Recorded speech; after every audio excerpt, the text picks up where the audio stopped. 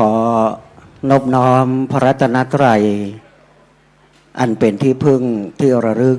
สูงสุดของพุทธศาสนิกชนนอบน้อมสักการะพระพุทธปฏิมา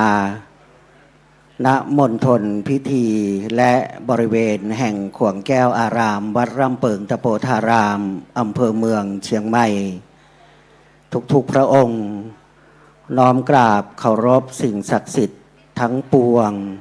และขอน้อมนมัสการพระเดชพระคุณหลวงพ่อเจ้าคุณพระภาวนาธรรมาภิรัตน์วิปัสสนาเจ้าคณะอำเภอเมืองเชียงใหม่เจ้าสำนักปฏิบัติธรรมประจำจังหวัดเชียงใหม่แห่งที่2พระสงฆ์เถรานุเถระกรอบด้วยพระเดชพระคุณหลวงพ่อพระครูโอภาสปัญญาคมเจ้าวาดวัดดับไผ่รองเจ้าคณะอำเภอเสมิงหลวงพ่อพระครูวัดป่าแดงมหาวิหารเจ้าคณะตำบลสุเทพเขต1หลวงพ่อพระครูธีระสุตพจน์เจ้าคณะตำบลสุเทพเขต2เจ้าคณะพระสังฆาธิการพระภิกษุสามเณรด้วยความเคารพอย่างสูงเรียนไปยังท่านนายกเทศมนตรีตำบลสุเทพท่านนายกพระศิลป์เรียนไปยังท่านกำนันสุรเชษฐ์ท่านกำนันตำบลสุเทพและส่วนราชการซึ่งขณะนี้มีท่านผู้อำนวยการสำนักงานพระพุทธศาสนาจังหวัดเชียงใหม่ได้ร่วมกับคณะเดินทางมาวันนี้ตรงกับวันอาทิตย์ที่29กันยายนพุทธศักราช2567ณบริเวณมณฑลพิธีเบื้องด้านศาลาปฏิบัติธรรมแห่งนี้ถัดจากองค์พระธาตุวัดร่ำเปิงถัดจากบริเวณพระวิหารลายคำนี้ก็คือมณฑลพิธีจะเป็นกิจกรรมโครงการธรรมสัญจรเฉลิมพระเกียรติ6รอบ72พรรษาครั้งที่3ประจำปีงบประมาณพุทธศักราช2567ซึ่งต้องขอกราบขอบพระคุณไปยังท่านนายกเทศมนตรีภาคีเครือข่ายต่างๆโดยทางเทศบาลตำบลสุเทพได้จัดสรรงบประมาณในหมวดที่ส่งเสริมศาสนาศิลปะและวัฒนธรรมอันเป็นประเพณีที่สำคัญและก็เป็นหลักปฏิบัติของพุทธศาสนิกชนมาอย่างวัดร่ำเปิงตะโพธารามซึ่งเป็นวัดที่อยู่ในเขตตำบลสุเทพอำเภอเมืองเชียงใหม่และหลากหลายวัดมีวัดโป่งน้อยเป็นต้นด้วยแม้กระทั่งในกิจกรรมต่างๆไม่ว่าจะเป็นประเพณีเตียวขึ้นดอยหรือการประกอบพิธีทักษิณานุปทานถวายแด่หลวงปู่ครูบาเจ้าศรีวิชัยไม่ว่าจะเป็นในการรำลึกถึงวันลงจอบแรกเป็นต้นตอนนี้ตามที่กำหนดการแจ้งไว้นะครับว่าในเวลาประมาณ 18 นาฬิกาเศษจะขอเรียนเชิญท่านคณะสัทธาบาสกบาสิกาทุกท่านได้ลงทะเบียนรับอาหารว่างหรือว่าเรียกว่าผ่อนในการเป็นมื้อค่ำเป็นมื้อรองลงมานิดหนึ่งให้เบาท้องเรียกว่าอิ่มท้องพอสมควรเพื่อจะได้เข้าสู่กิจกรรมธรรมสัญจรครั้งที่3ในกิจกรรมธรรมสัญจรวันนี้มีหลากหลายหมวดหมู่หลากหลายกิจกรรมซึ่งกำหนดการที่ได้จัดเรียงไว้ต้องขอขอบคุณฝ่ายเครื่องเสียงโสดด้วยนะครับเพราะว่าบางทีเราก็ต้องเตรียมพร้อมด้วยกันทั้งฝ่ายหน้างานฝ่ายเบื้องหลังต่างๆแล้วก็โดยเฉพาะอย่างยิ่งทางข้าราชการเจ้าหน้าที่พนักงานเทศบาลที่เป็นผู้ประสานงานนะครับเพราะว่างานทุกอย่างออกมาดีได้ก็ด้วยโดยเครื่องเสียงการถ่ายทอดและก็ด้วยความร่วมมือของทุกๆภาคส่วนโดยเฉพาะอย่างยิ่งครับที่โรงเรียนบ้านโป่งน้อยของเราได้ร่วมกับเทศบาลตำบลสุเทพร่วมกับวัดวาอารามในการปฏิบัติตนเป็นพุทธบูชาไม่ว่าจะเป็นการสวดมนต์ทำนองสรพัญญะหรือการฟ้อนรำที่เรียกว่าเป็นการนำศิลปะวัฒนธรรมประเพณีมารำเป็นสักการะพุทธบูชาหรือเทิดพระเกียรติเฉลิมพระเกียรติดังนี้เป็นต้น ก็ขอประชาสัมพันธ์ไปอย่างเบื้องต้นนะครับว่าท่านที่มาแล้วขอให้ลงทะเบียนรับอาหารว่างแล้วก็เข้ามาบริเวณด้านรอบบริเวณพระธาตุเจดีย์ร่ำเปิงของเรา ซึ่งตอนนี้เก้าอี้ลำดับด้านหน้าก็จะขอต้อนรับสำหรับข้าราชการแขกผู้มีเกียรติทุกท่านท่านฐานบดีบาศกบาสิกาและกล่าวได้รับบัญชาจากพระเดชพระคุณหลวงพ่อเจ้าคุณวัดล่ำเปิงว่าขอเมตตา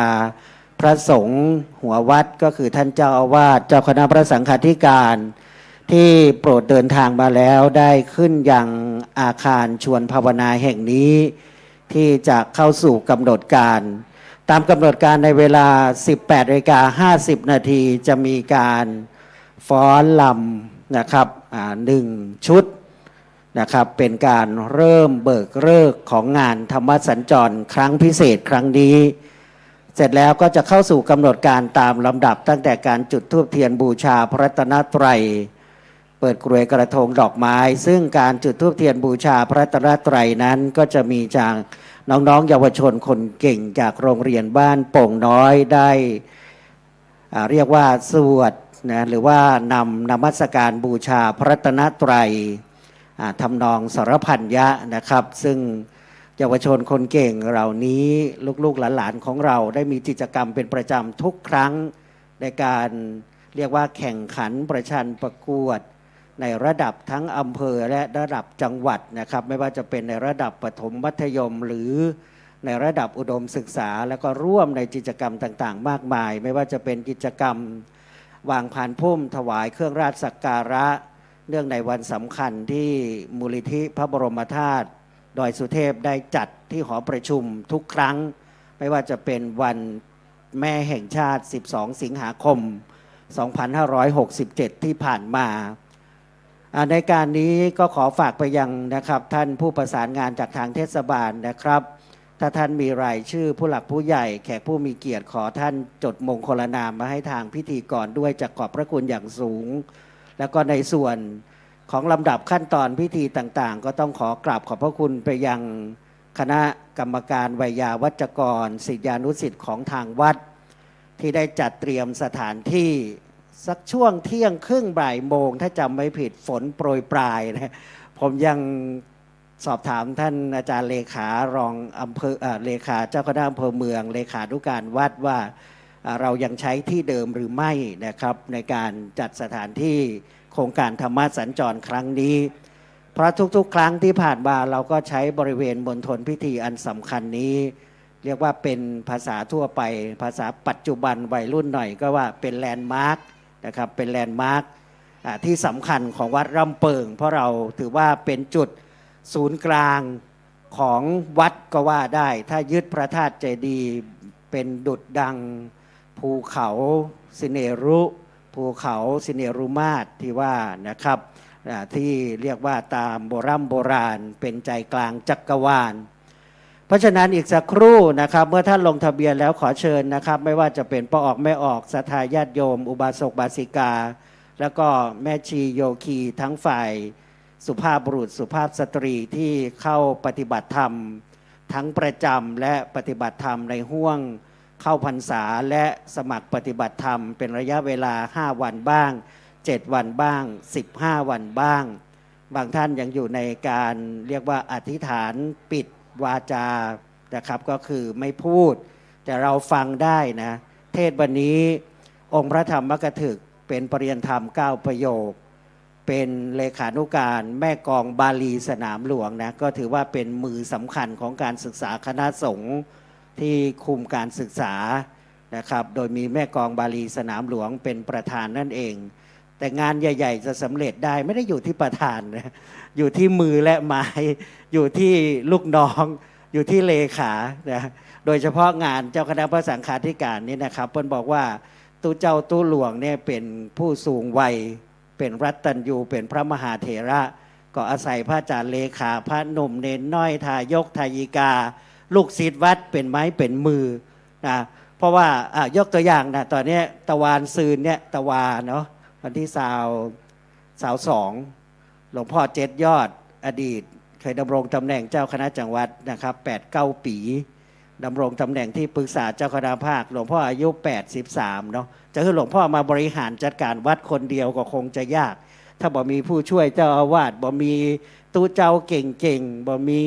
ลูกศิษย์ลูกหาที่สำคัญแล้วมันก็จะเป็นประเด็นนะครับนะเหมือนที่เฮาหันในข่าวละเดี๋ยวก็บริหารลูกศิษย์บริหารศรัทธาวัดบริหารการเงินศาสนสมบัติก็จะลำบากอันนี้ก็เป็นองค์ความรู้ทั่วไปในร่มบารมีของพระเดชพระคุณหลวงพ่อเจ้าคุณพระภาวนาธรรมาภิรัตน์วิปัสสนาเจ้าสำนักปฏิบัติธรรมประจำจังหวัดเชียงใหม่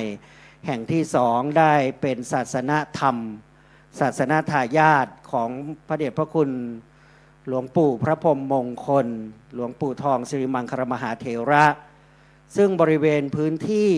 แห่งนี้ตั้งแต่โบราณเรารับทราบตามตำนานตามประวัตินพบุรีนครพิงค์เชียงใหม่ว่าเป็นพื้นที่แห่งพระศาสนาที่ได้ก่อสร้างสถาปนาในราชวงศ์มังรายในพระเจ้ายอดเชียงรายแล้วก็พระนางอัตตปามหาเทวีได้เป็นประธานดำเนินงานก่อสร้างได้รำพึงรำพันถึงสมเด็จพระราชบิดาที่ได้ทรงสิ้นพระชนได้นามว่าวัดร่ำเปิงสร้างมาได้นามว่าตะโปธารามเพราะอาศัยพระนามแห่งพระนางอัตตปามหาเทวีอัครมเหสีซึ่งเบื้องซ้ายเบื้องขวาที่บริเวณศาลาบาทหรือศาลารอบพระธาตุเจดีย์ได้อัญเชิญพระบรมรูปของทั้งสองพระองค์ไว้ฝั่งซ้ายและฝั่งขวานะครับเป็นการรำลึกถึงพระคุณูปการที่ได้สถาปนาสร้างวัดแห่งนี้อย่างที่วัดโป่งน้อยแล้วก็มีประวัติของพระนางโป่งน้อยที่เป็นผู้สร้างเป็นผู้สถาปนาก็เป็นการอยู่คู่กันแห่งพระศาสนากับความเป็นมาของบรรพบุรุษของเมืองเชียงใหม่เราและของบรรพบุรุษชาวไทยด้วยเช่นเดียวกันนะครับอีกสักครู่นะครับในเวลาอีกสัก5 นาทีนะลูกๆเยาวชนจะได้เตรียมความพร้อมนะลูกนะแล้วเวลาที่เราเข้าสู่พิธีก็คือจะประมาณเวลา 19 นาฬิกา1 ทุ่มตรง1 ทุ่มตรงนะครับเสร็จแล้วก็จะเป็นพิธีการตามลำดับในช่วงแรกนั้นจะเป็นการแสดงต้อนรับลำอวยพรก่อนนะครับถ้าชุดการแสดงถ้าจะเตรียมพร้อมขอเวลาอีกประมาณ 3-5 นาทีนะครับเพื่อจะได้ขออนุญาตให้คณะศรัทธาบาศกบาสิกาเราเข้ามาสู่บริเวณมณฑลพิธีและกล่าวขอเมตตาพระเดชพระคุณหลวงพ่อทุกรูปนะครับที่อยู่ที่กุฏิรับรองสำนักงานเจ้าคณะอำเภอเพื่อจะให้กำลังใจลูกๆหลานหลานเยาวชนคนเก่งของเราได้มาชมการแสดงเป็นการรำเพื่อเป็นเครื่องสักการะในการเปิดงานกิจกรรมโครงการธรรมะสัญจรนะครับของเทศบาลตำบลสุเทพร่วมกับวัดร่ำเปิงตะโปธารามและศรัทธาสาธุชนทุกคนทุกท่านซึ่งตอนนี้เก้าอี้ต่างๆยังมีเยอะมากเลยนะครับไม่ว่าจะเป็นที่นั่งต้อนรับสำหรับท่านศรัทธาสาธุชนจำได้ว่าครั้งที่แล้วไม่แน่ใจว่าปีต้นปีหรือปลายปีก็จะร่วมด้วยช่วยกันอยู่2 โครงการคนเยอะมากนะครับปีนั้นมีโครงการรถด่วนขบวนพิเศษด้วยเช่นเดียวกันใช่ไหมครับแต่วันนี้รู้สึกว่ารถด่วนไม่ได้มาไม่แน่ใจไปจอดที่ไหน รถด่วนขบวนพิเศษเป็นของกลุ่มหนุ่มสาวเมืองเชียงใหม่เราแต่เดิมซึ่งกลุ่มหนุ่มสาวเหล่านั้นน่ะเป็นรุ่นพ่อรุ่นแม่ฮะละเป็นปู่เป็นปี้เป็นอ้ายของผมละนะในกลุ่มหนุ่มสาวนะเปิ้นมา50 กว่าปีแล้วนะครับกลุ่มหนุ่มสาวถ้าจำบ่ผิด57 หรือ 52เนี่ยถ้าผมจำตัวเลขบ่ผิดนะครับเพราะฉะนั้นตอนนั้นเปิ้นยังเป็นกลุ่มหนุ่มสาวที่จัดรถด่วนไปตระเวนยังวัดนั้นวัดนี้เป็นกิจกรรมเอาวัยรุ่นเข้าวัดตอนนี้เปิ้นก็นะครับมีท่านอาจารย์มานิตเนี่ยเป็นต้นนะครับหลายๆท่านประธานตัวอีกท่านหนึ่งนะครับแต่วันนี้ก็จะเป็นเฉพาะในส่วนธรรมะสัญจรของเราแล้วก็ร่วมกับหน่วยอบรมประชาชนประจำตำบลอำเภอเมืองถ้าหลวงพ่อรูปใดดำรงตำแหน่งเจ้าคณะอำเภอเมืองก็ จะเป็นผู้บริหารจัดการคณะสงฆ์เกี่ยวกับหน่วยอบรมประชาชนประจำอำเภอและผนวกไปยังตำบลตอนนี้อย่างเช่นพระเดชพระคุณหลวงพ่อพระครูปลัดนนทวัฒน์เจ้าคณะตำบลป่าแดดรูปใหม่ก็หาหนีน้ำท่วมมา2 วันนะพอรูปใน ในที่เพิ่นลงข่าวนะพายเรือในวัดป่าแดดนะวัดป่าพร้าวนอกนะเมืองศาสตร์หลวงตะวานายกไปนะเพิ่นได้นายกได้ไปกราบนะวัดเมืองศาสตร์หลวงนะครับเป็นต้นถึงฝนจะตกนะธรรมะก็อยู่ในใจเราเป็นความร่มรื่นร่มเย็นแล้ววันก่อนนู้นนะผมในนามสำนักงานพระพุทธศาสนาจังหวัดไปร่วมกับโดยท่านผู้อำนวยการและข้าราชการไปร่วมกับข้าราชการสำนักศิลปากรที่ 7ไปดูที่เวียงกุมกามนะท่วมกันเกือบทุกวัดนะเวียงกุมกามโบราณสถานแล้วก็จะมีวัดตั้งอยู่ตัวอย่างเช่นวัดช้างค้ำวัดเจดีย์เลี่ยมไอ้ที่เป็นโบราณสถานกรมศิลปากรดูไปไอ้ที่เป็นวัดสำนักงานพระพุทธดูไป ไปด้วยกันนะครับก็เลยให้นึกย้อนไปนะว่าสมัยก่อนจึงเป็นมูลเหตุว่าทำไมพระมหากษัตริย์ราชวงศ์มังรายสมัยก่อนได้ย้ายเวียงกุมกามเข้ามายังตัวเมืองเชียงใหม่เพราะเราเห็นจากปัจจุบันนี่เรามองย้อนไปได้เลยว่าน้ำมันท่วมมันหลากทุกปีแล้วจะอยู่กันได้อย่างไรใช่ไหมครับก็อพยพขึ้นมามาตั้งอยู่ที่บริเวณใจกลางเมืองที่เราเห็นนะครับที่วัดเชียงมั่นเชียงยืนไล่มาเรื่อยๆอันนี้ถ้าเราย้อนกลับไปดูประวัติศาสตร์ซึ่งสมัยก่อนเนี่ยทางน้ำอาจจะใหญ่กว่านี้ก็ได้เพราะว่าไม่มีการก่อสร้างไม่มีเขื่อนไม่มีการผันน้ำดังนี้เป็นต้นเราก็อยู่คู่กับน้ำนะครับเมืองไทยน้ำคือแหล่งชีวิตเพราะฉะนั้นอยู่กับเขาเป็นเราก็เป็นอยู่กับเขาไม่เป็นเราก็เหนื่อยหน่อยนะครับตอนนี้อีกสักครู่นะครับใกล้ได้เวลาแล้วกล้าวก็ขอรับเมตตาเจ้าคณะพระสังฆาธิการเจ้าอาวาสพระอาจารย์แต่ละวัดนะครับได้เข้าสู่สถานที่นะครับแห่งการครับและก็ขอเชิญนะครับญาติโยมศรัทธาเฮาขยับขึ้นมาครับนั่งด้านหน้าให้เต็มวันนี้มีการถ่ายทอดทางโฮมเพจของวัดร่ำเปิงตะโปธารามขอเชิญขยับขึ้นมาเลยครับคงไม่มีใครละท่านที่มาทีหลังก็นั่งต่อท้ายพอออกไม่ออกศรัทธาเฮาขยับขึ้นมาเลยนะครับด้านหน้าให้เต็มแขกผู้ใหญ่เราเนี่ยขอเชิญผู้ใหญ่เราเลย ขึ้นมาเลยนะครับนั่งแถวหน้าให้เต็มเลยนะครับตรงกลางก็ครบแล้วขอเชิญท่านผู้อำนวยการสำนักงานพระพุทธศาสนาจังหวัดด้วยนะครับซึ่งองค์แสดงพระธรรมเทศนารับอาราธนานิมนต์นะครับพระเดชพระคุณหลวงพ่อเจ้าคุณพระเทพวชิระธีรคุณปรริยนธรรม9ประโยควัดปากน้ำภาษีเจริญวัดปากน้ำพระรามหลวงกรุงเทพมหานครเลขานุการแม่กองบาลีสนามหลวงรองเจ้าคณะภาค7นะครับหรือว่าพระเดชพระคุณในนามที่เรารู้จักกันนะครับพระเดชพระคุณเจ้าคุณนิกรซึ่ง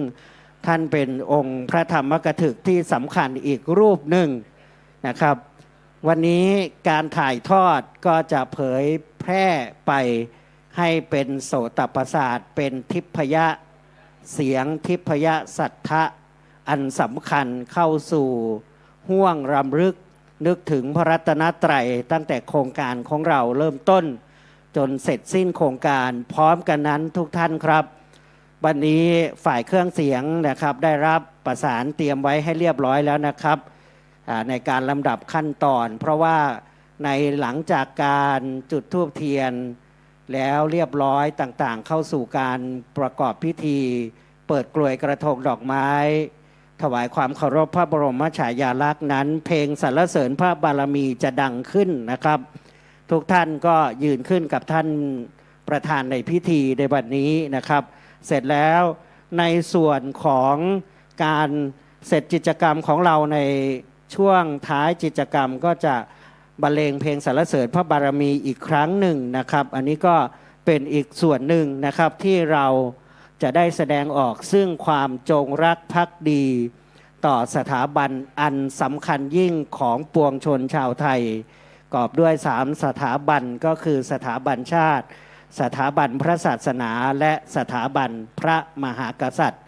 ครับบัดนี้เป็นเวลา 18:55 นาทีนะครับขอเข้าสู่การแสดง ในการเปิดกิจกรรมในลำดับแรกจากน้องๆเยาวชน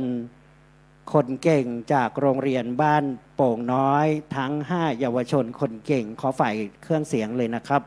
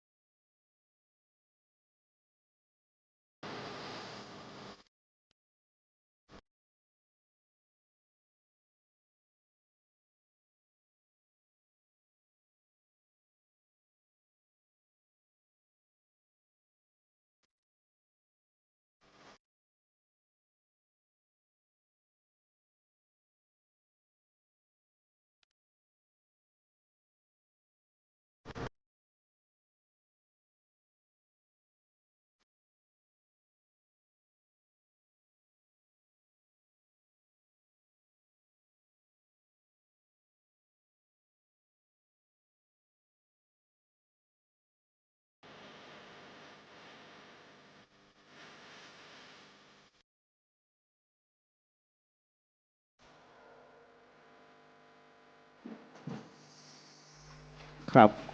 ขอบคุณมากนะครับเสียงปรบมือนะครับให้กำลังใจกับน้องๆเยาวชนคนเก่งนะครับเป็นการแสดงชุดแรกนะครับซึ่งน้องๆเยาวชนทั้ง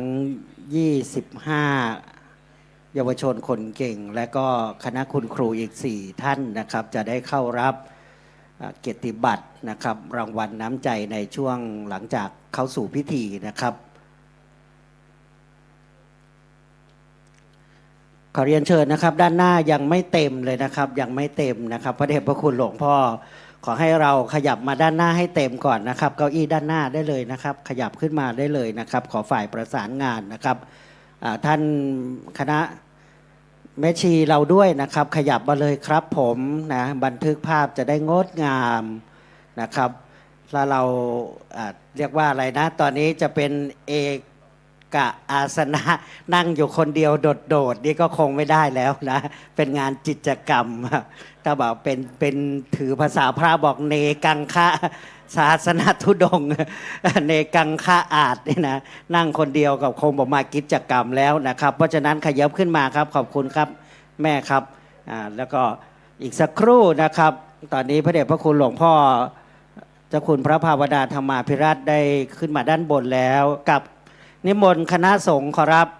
เพราะว่าเราจะได้เข้าสู่กำหนดการเร็วนิดหนึ่งบางท่านไม่ต้องไปห่วงนะครับน้ำที่บ้านลดลงแล้วผมอยู่ในกลุ่มป้องกันภัยอยู่ดูมิเตอร์น้ำนะ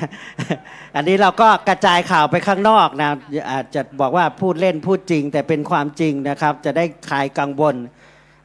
เรียกว่าภาษาพระโบราณบอกว่าเมื่อเรามาวัดก็ตัดปริโภทความกังวลตักตวงบุญให้เป็นบุญกุศลเต็มที่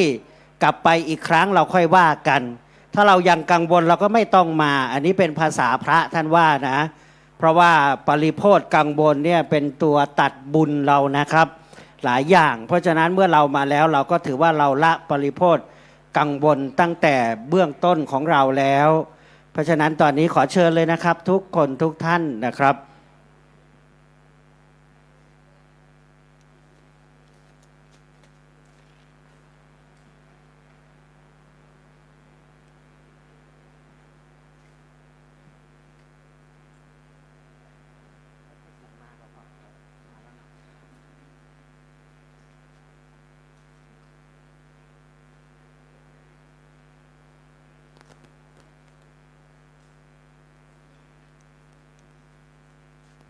ครับซึ่งวันนี้ในนามคณะสงฆ์จังหวัดเชียงใหม่นะครับองค์ประธานสงฆ์คือพระเดชพระคุณหลวงพ่อเจ้าคุณพระเทพสิงหาวราจารย์รองเจ้าคณะจังหวัดเชียงใหม่วัดพระสิงห์วรมหาวิหารซึ่งองค์หลวงพ่อตามการปกครองคณะสงฆ์ได้รับมอบหมายนะครับในตำแหน่งที่ดูแลหน้าที่ในการเผยแผ่พระพุทธศาสนาและก็ในส่วนของหน่วยอบรมประชาชนประจำตำบลในโครงการต่างๆไม่ว่าจะเป็นโครงการหมู่บ้านรักษาศีล 5โครงการวัดประชารัฐสร้างสุข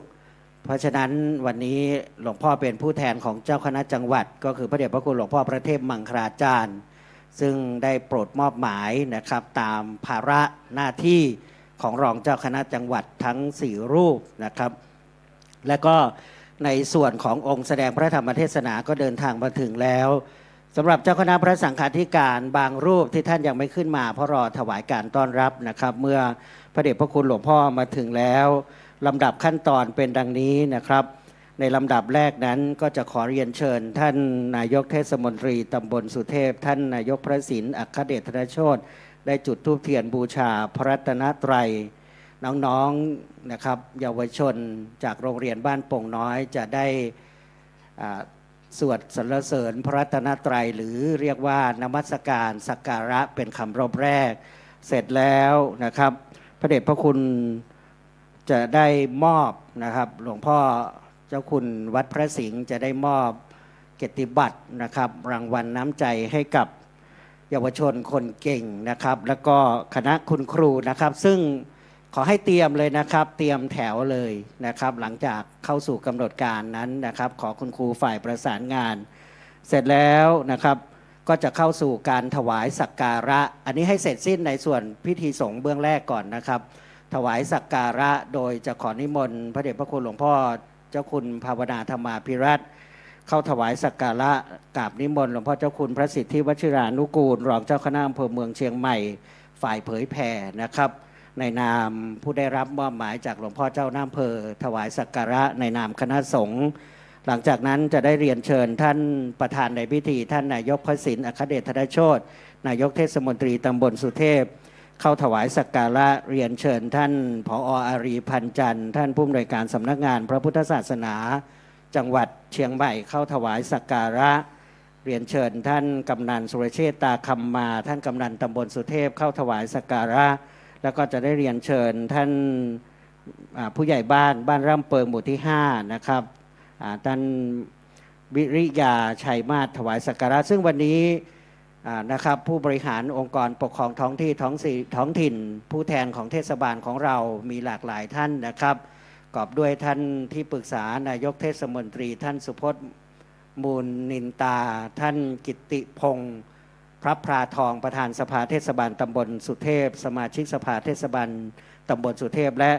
คณะท่านกำนันผู้ใหญ่บ้านในเขตตำบลสุเทพนะครับที่ให้เกียรติมาร่วมในกิจกรรมธรรมสัญจรในวันนี้หลังจากการถวายสักการะเรียบร้อยแล้วนะครับ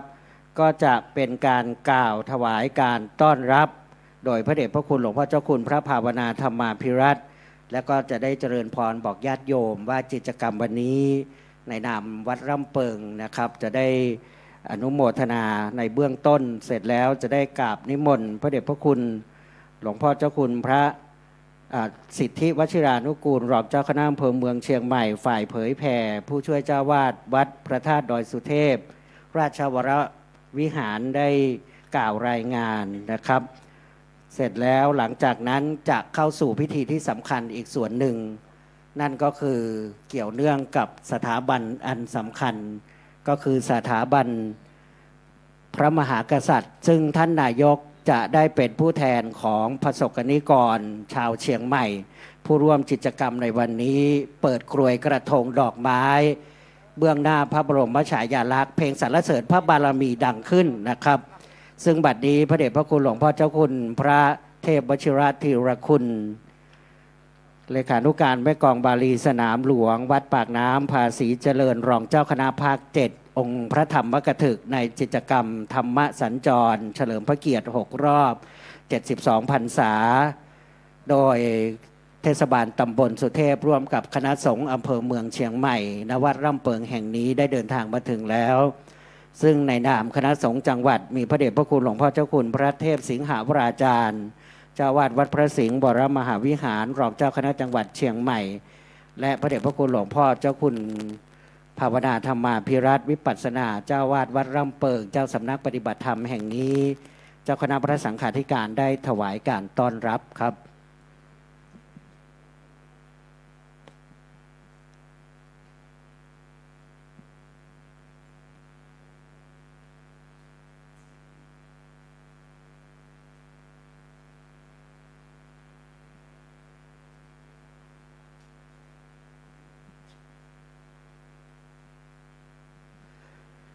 กราบนมัสการพระเดชพระคุณหลวงพ่อเจ้าคุณพระเทพสิงหวราจารย์รองเจ้าคณะจังหวัดเชียงใหม่ประธานสงฆ์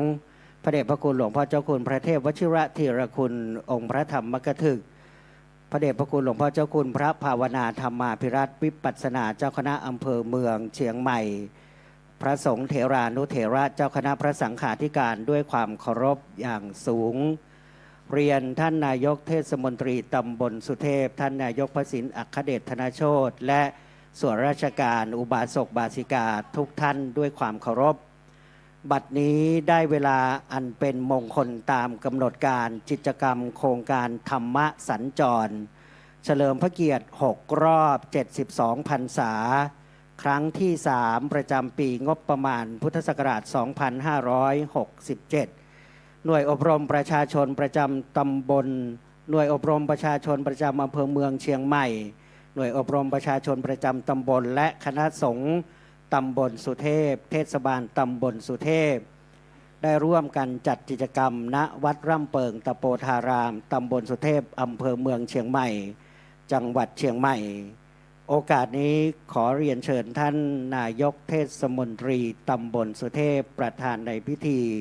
จุดธูปเทียนบูชาพระรัตนตรัยขอเรียนเชิญครับ ข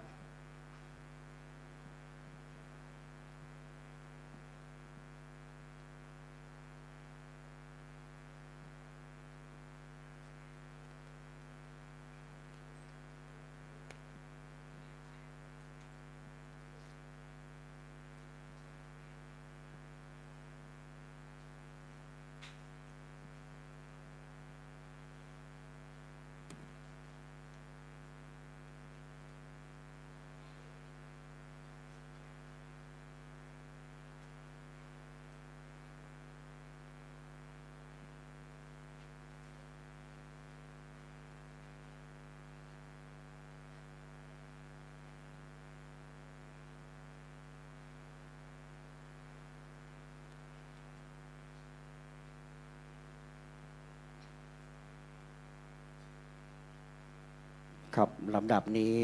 น้องๆนักเรียนเยาวชนจากโรงเรียนบ้านโป่งน้อยจะได้นำสวดบูชาพระรัตนตรัยในบททำนองสรพัญญา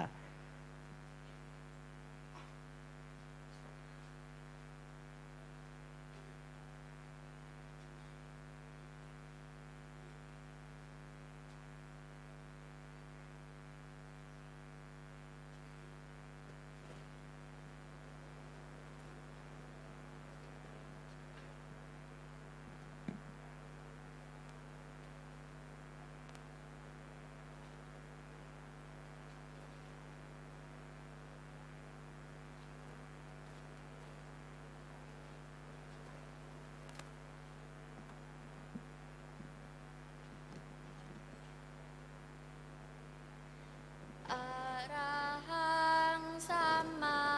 สัมพุทโธภะคะวา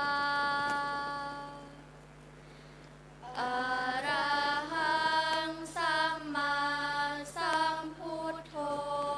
ภะคะวาพุทธังภะคะวันตังอภิวาเท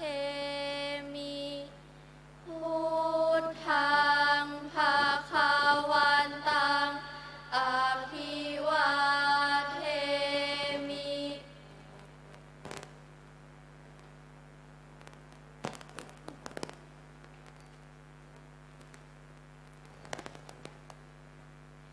สวากขาโตภะคะวะตาธัมโมสวากขาโตภะคะวะตาธัมโมธัมมังนามัสสามิธัมมังนามัสสามิ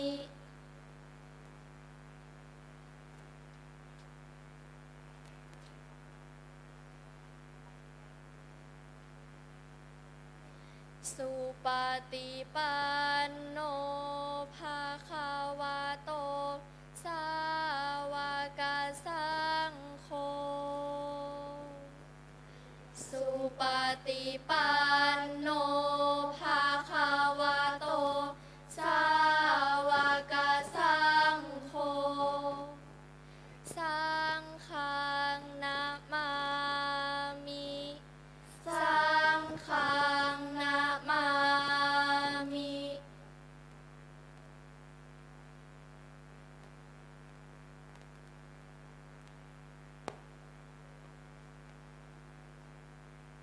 นะโมตัสสะภะคะวะโตอะระหะโตสัมมาสัมพุทธัสสะนะโมตัสสะภะคะวะโตอะระหะโตสัมมาสัมพุทธัสสะนะโมตัสสะภะคะวะโตอะระหะโตสัมมาสัมพุทธัสสะอิติปิโส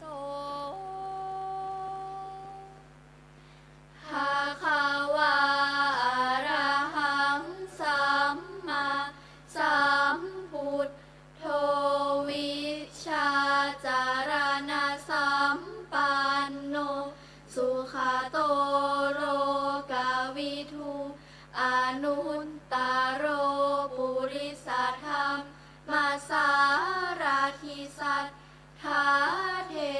วมนุษย์สานังพุทโธภะคะวาติองค์ใดพระสัมพุทธสุวิสุทธสันดาน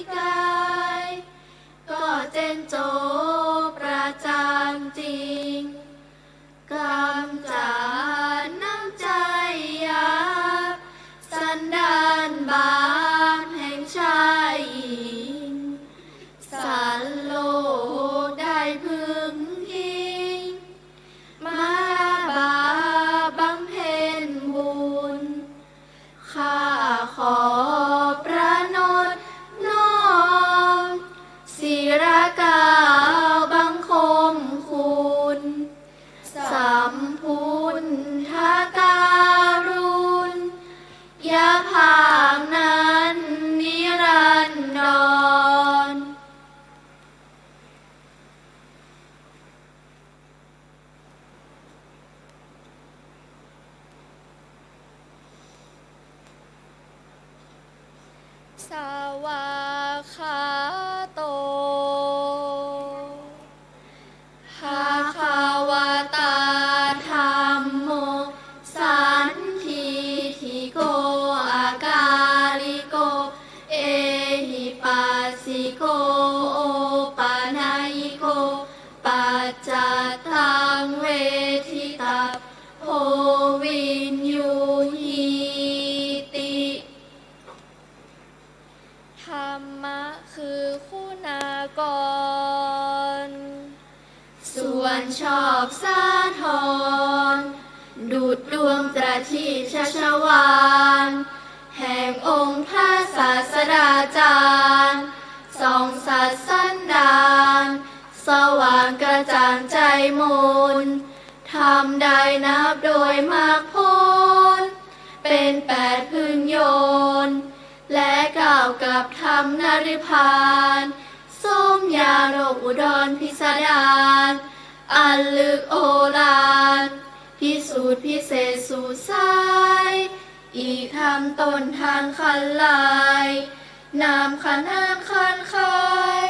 ปฏิบัติปริยัติเป็นสองคือทางดำเนินดุจคองให้รวมรูปปองยังโลกอุดรโดยตรง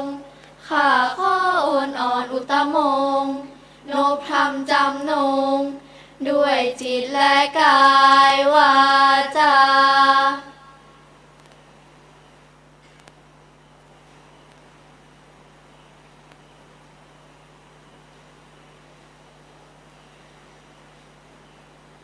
สุปฏิปันโนภะคะวะโตสาวกสังโฆอุชุปฏิปันโนภะคะวะโตสาวกสังโฆยายาปฏิปันโนภะคะวะโต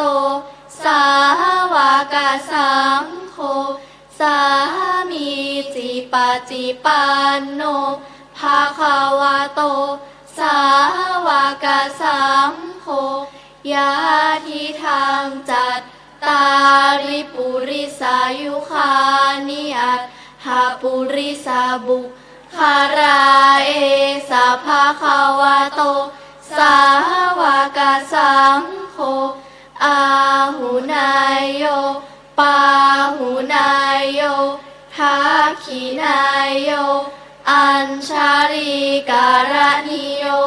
อนุตตรังบุญญาเขตังโลกัสสติทรงได้สาวกศาสดารับปฏิบัติมาแต่องค์สมเด็จพระขวาน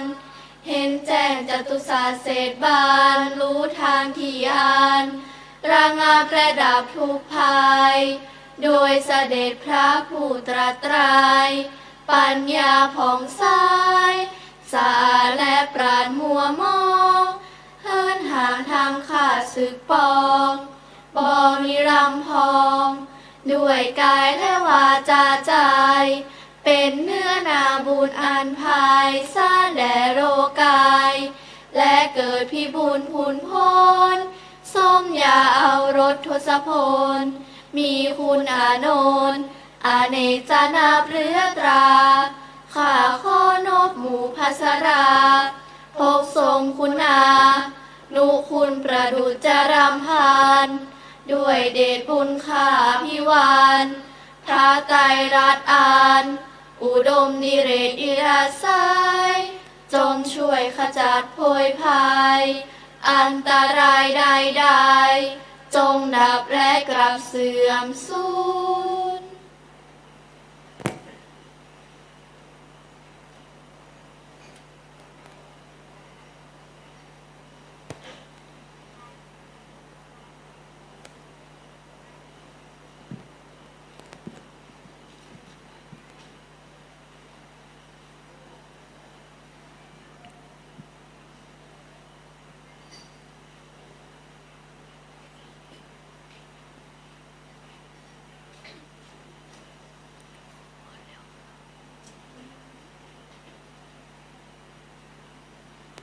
ครับลำดับแรกท่านประธานในพิธีได้จุดธูปเทียนบูชาพระรัตนตรัยน้องๆเยาวชนได้นำสรรเสริญบูชาพระรัตนตรัยบทพระพุทธคุณธรรมคุณสังฆคุณในกิจกรรมโครงการธรรมสัญจรลำดับนี้นะครับขอเชิญน้องๆเยาวชนทั้ง21คนกอบด้วยที่นำสวดสรรเสริญพระรัตนตรัยฟ้อนเมื่อสักครู่แล้วก็ที่บรรเลงปีพาทย์นะครับได้เข้ารับนะครับทุนการศึกษาจากพระเดชพระคุณหลวงพ่อพระเทพสิงหวราจารย์ประธานฝ่ายสงฆ์นะครับในข้างบนศาลาขอคุณครูจัดแถวเดินนำเลยนะครับเดี๋ยวน้องๆจะไม่ทราบนะครับก็เข้ามาเลยนะครับถามว่าทำไมเราต้องจัดให้น้องๆส่วนนี้ก่อนเพราะว่ากิจกรรมเรา3 ทุ่มเป็นอย่างน้อยลูกๆจะได้กลับไปพักผ่อนด้วยในช่วงท้ายนะครับ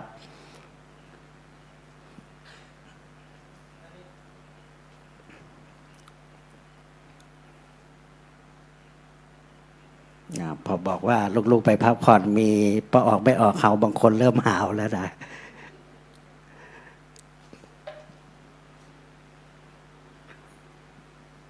ลูกรับแล้วลูกก็เวียนขวาออกเลยนะลูก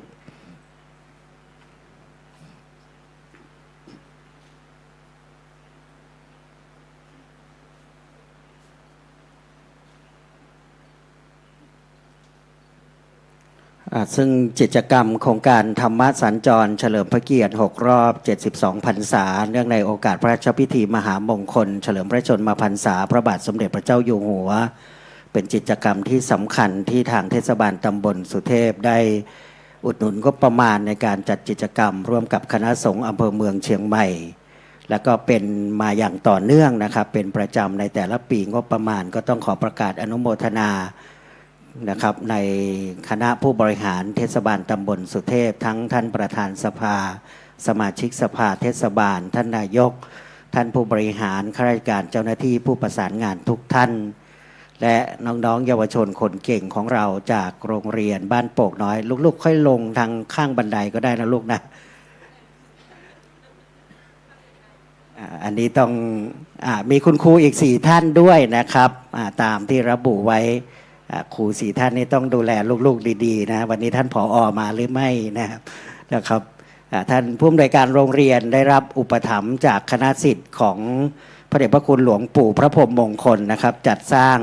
อาคารห้องประชุมเนื่องในโอกาสที่พระเดชพระคุณหลวงปู่นะครับเจริญอายุวัฒนะในครบรอบเมื่อปีที่ผ่านมานะครับเป็นการรำลึกถึงบุรพาจารย์อันสำคัญของวัดร่ำเปิงตะโปธารามแห่งนี้ก็เป็นการเรียกว่าส่งเสริมซึ่งกันและกันบ้านกับวัดผลัดกันช่วยย่อมอวยชัยนะครับ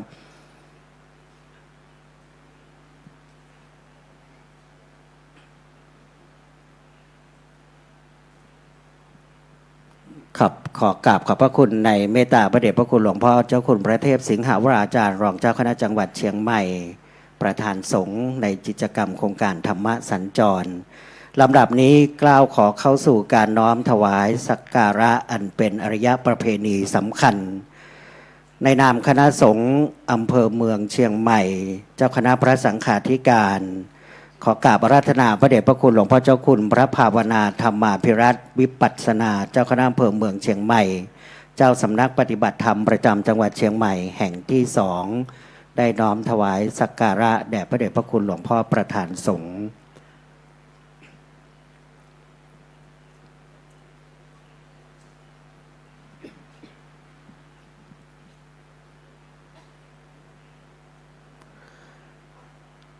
และขอกราบอาราธนาพระเดชพระคุณเจ้าคุณอาจารย์พระสิทธิวชิรานุกูลรองเจ้าคณะอำเภอเมืองเชียงใหม่ฝ่ายเผยแผ่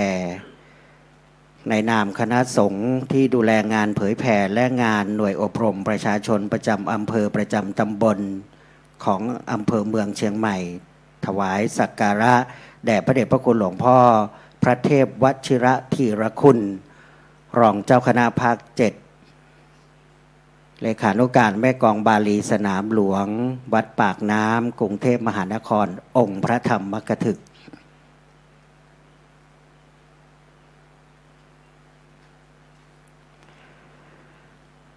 ในนามอุบาสกบาสิกาผู้บริหารหน่วยงานองค์กรปกครองท้องที่ท้องถิ่นท่านประธานในพิธีวันนี้ครับขอเรียนเชิญนายพระสินอัครเดชธนโชตินายกเทศมนตรีตำบลสุเทพถวายสักการะที่พระเดชพระคุณหลวงพ่อเจ้าคุณพระเทพสิงหวราจารย์องค์ประธานสงฆ์ครับ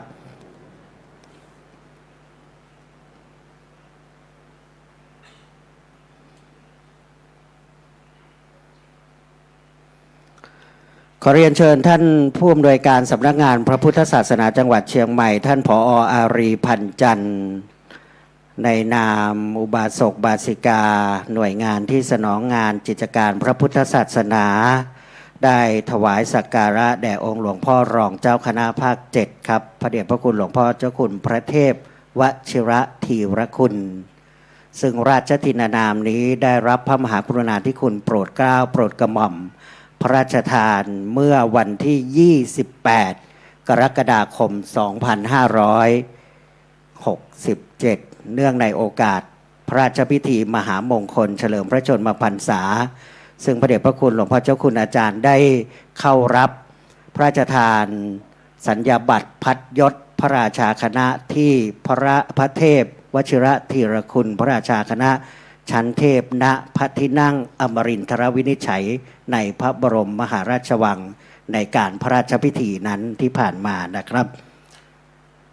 ขอเรียนเชิญท่านกำนันตำบลสุเทพครับท่านกำนันสุรเชษฐ์ตาคำมาได้ถวายสักการะที่พระเดชพระคุณหลวงพ่อเจ้าคุณพระเทพสิงหวราจารย์องค์ประธานสงฆ์ครับ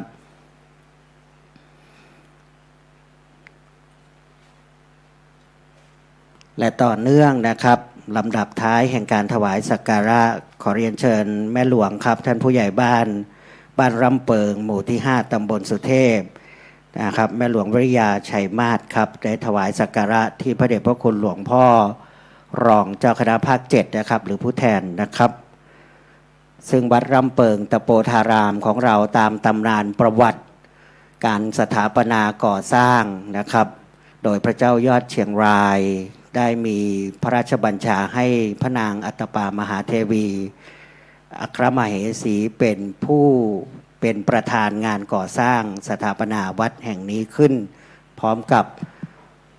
หน่วยงานในครั้งนู้นนะครับหน่วยงานก็คือข้าราชการผู้บริหารงานแผ่นดินในรัชสมัยของพระเจ้ายอดเชียงรายลำดับนี้กล่าวขอรับเมตตาพระเดชพระคุณหลวงพ่อเจ้าคุณพระภาวนาธรรมาภิรัตน์เจ้าคณะอำเภอเมืองเชียงใหม่เจ้าวาดวัดรำเปิงตะโปธารามเจ้าสำนักปฏิบัติธรรมประจำจังหวัดเชียงใหม่แห่งที่2ได้กล่าวถวายการต้อนรับพระมหาเถรานุเถระเจ้าคณะพระสังฆาธิการและ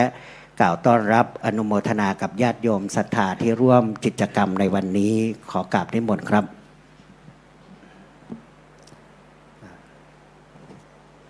ขอกราบคารวะพระเดชพระคุณพระเทพวชิระธีรคุณรองเจ้าคณะภาค7ผู้ช่วยเจ้าอาวาสวัดปากน้ำและเลขานุการแม่กองบาลีสนามหลวง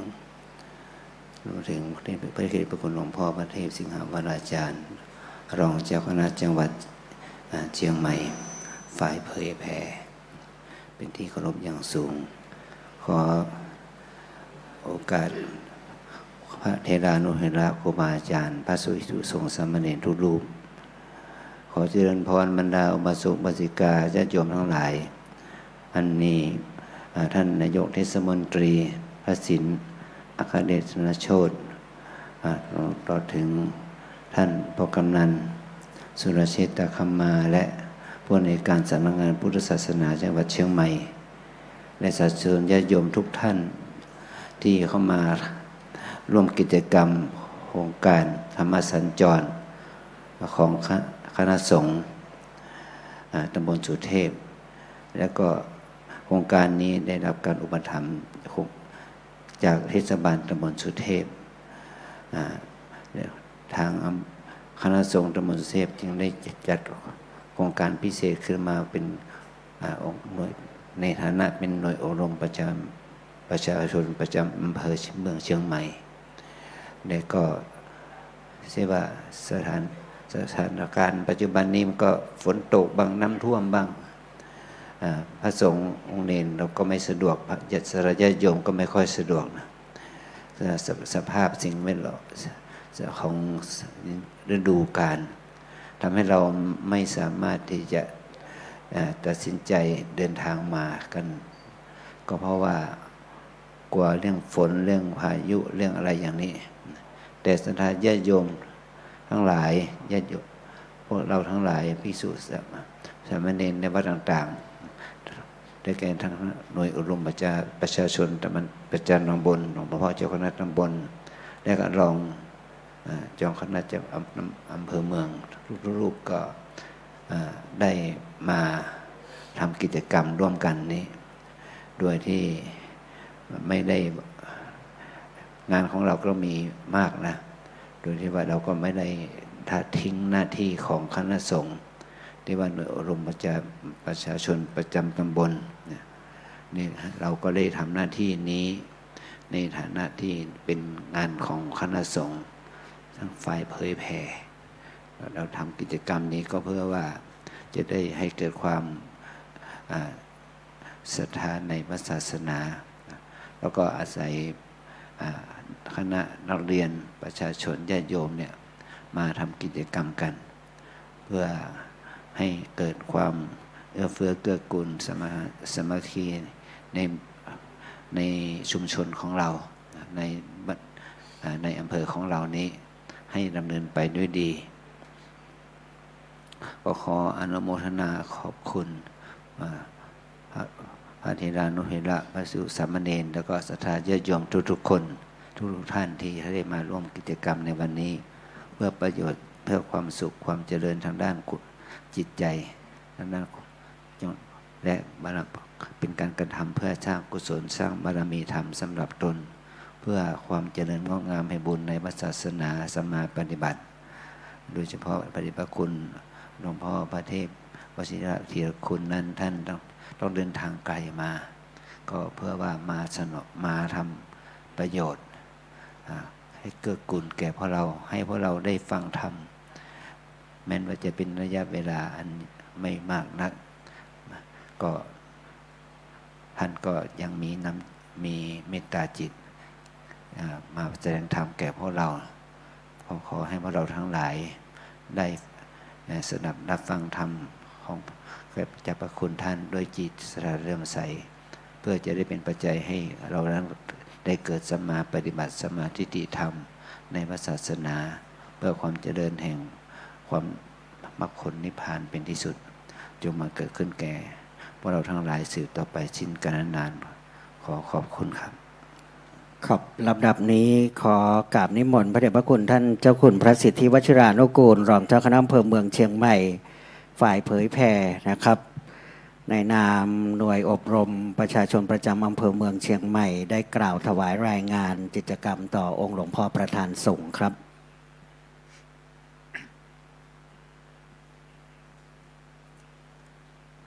กราบเรียนพระเดชพระคุณพระเทพสิงหาวราจารย์รองเจ้าคณะจังหวัดเชียงใหม่พระเทพวชิระธีรคุณรองเจ้าคณะภาค7พระเดชพระคุณพระภาวนาธรรมาภิรัตน์เจ้าคณะอำเภอเมืองเชียงใหม่พระเถรานุเถระเจ้าคณะพระสังฆาธิการประธานหน่วยอบรมประชาชนประจำตำบลทุกรูปเจริญพรท่านพระศิลป์อัคเดชธนโชตินายกเทศมนตรีตำบลสุเทพและคณะผู้บริหารเทศบาลตำบลสุเทพท่านกำนันผู้ใหญ่บ้านคณะศรัทธาพุทธศาสนิกชนทุกท่านกล่าวอาตมาภาพพระสิทธิวชิรานุกูลรองเจ้าคณะอำเภอเมืองเชียงใหม่ในนามพระเดชพระคุณพระภาวนาธรรมาภิรัตน์ จ้าคณะอำเภอเมืองเชียงใหม่ และเจ้าคณะพระสังฆาธิการทุกรูปขอกราบขอบพระคุณพระเดชพระคุณพระเทพสิงหวราจารย์รองเจ้าคณะจังหวัดเชียงใหม่ ที่ได้โปรดเมตตามาเป็นประธานฝ่ายสงฆ์ในงานโครงการธรรมสัญจรเฉลิมพระเกียรติ6 รอบ 72 พรรษาในครั้งนี้ และขอกราบขอบพระคุณพระเดชพระคุณพระเทพวชิระธีรคุณ รองเจ้าคณะภาค 7 ที่ได้โปรดเมตตารับอาราธนามาเป็นองค์มกถึกแสดงพระธรรมเทศนาในคืนนี้ ขอเจริญพรอนุโมทนาในกุศลเจตนาของท่านนายกพระศิลป์อัครเดชธนโชติพร้อมทั้งคณะผู้บริหารเทศบาลตำบลสุเทพ ที่ได้จัดงบประมาณสนับสนุนโครงการธรรมสัญจรของหน่วยอบรมประชาชนประจำตำบลสุเทพเขต 1 เขต 2 เป็นประจำทุกปีงบประมาณ เพื่อเป็นการส่งเสริมการเผยแผ่ธรรมในเทศกาลเข้าพรรษาร่วมกับคณะสงฆ์ตำบลสุเทพ ให้สำเร็จตามวัตถุประสงค์โครงการธรรมสัญจรโดยได้รับความร่วมมือจากคณะสงฆ์และคณะศรัทธาทุกภาคส่วนในตำบลสุเทพเป็นอย่างดียิ่งเสมอมาสืบเนื่องด้วยในปีนี้เป็นปีมหามงคลในโอกาสที่พระบาทสมเด็จพระเจ้าอยู่หัวทรงเจริญพระชนมายุครบ6 รอบ 72 พรรษาคณะสงฆ์อำเภอเมืองเชียงใหม่โดยหน่วยอบรมประชาชนประจำตำบลทุกตำบลในเขตอำเภอเมืองเชียงใหม่จำนวน16 หน่วยในนามอปอเมืองเชียงใหม่โดยการสนับสนุนของเทศบาลตำบลสุเทพจึงได้จัดโครงการธรรมสัญจรเฉลิมพระเกียรติในครั้งนี้ขึ้นเพื่อเป็นการเฉลิมพระเกียรติและถวายพระราชกุศลแด่พระบาทสมเด็จพระเจ้าอยู่หัวเนื่องในโอกาสครบรอบ6 รอบ 72 พรรษา 28 กรกฎาคม 2567 เพื่อเป็นการแสดงออกถึงความจงรักภักดีและถวายพระพรชัยมงคลในโอกาสมหามงคลสมัยนี้บัดนี้ได้เวลาอันสมควรแล้วเกล้าขอโอกาสเจริญพรคณะกรรมการได้ดำเนินการกิจกรรมตามลำดับพิธีและขอกราบอาราธนาพระเดชพระคุณพระเทพสิงหวราจารย์ได้โปรดเมตตาให้โอวาทและปิดโครงการธรรมสัญจรเฉลิมพระเกียรติครั้งที่ 3ตามลำดับพิธีการสืบต่อไปตามแต่พระเดชพระคุณจะพิจารณาเห็นสมควรกราบเรียนด้วยความเคารพอย่างสูงขอบพระเดชพระคุณหลวงพ่อเจ้าคุณพระภาวนาธรรมาภิราชวิปัสสนาได้กล่าวถวายต้อนรับท่านเจ้าคุณพระสิทธิวชิรานุกูลได้กล่าวถึงความเป็นไปเป็นมาของวัตถุประสงค์โครงการและการสนับสนุนงบประมาณครับลำดับพิธีการต่อจากนี้จะเป็นการประกอบพิธีเปิดกรวยกระทงดอกไม้ถวายความเคารพพระบรมฉายาลักษณ์พระบาทสมเด็จพระเจ้าอยู่หัวเพลงสรรเสริญพระบารมีดังขึ้นขอเรียนเชิญประธานในพิธีท่านนายกพระศิลป์อัครเดชธนโชติได้ยืนเบื้องหน้าเพื่อประกอบพิธีเปิดกรวยกระทงดอกไม้ถวายความเคารพขอเชิญคฤหัสถ์ญาติโยมทุกท่านโปรดยืนขึ้นครับ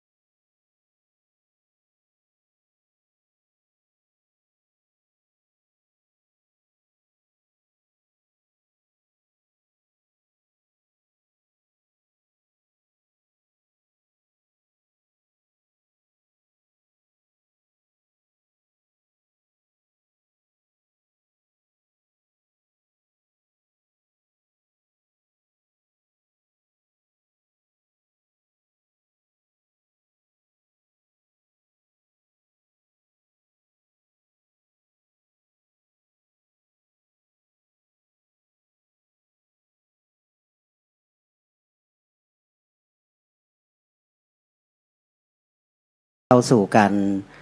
อาราธนาเบญจศีลอาราธนาธรรมตามลำดับขอเชิญท่านนายกเทศมนตรีครับ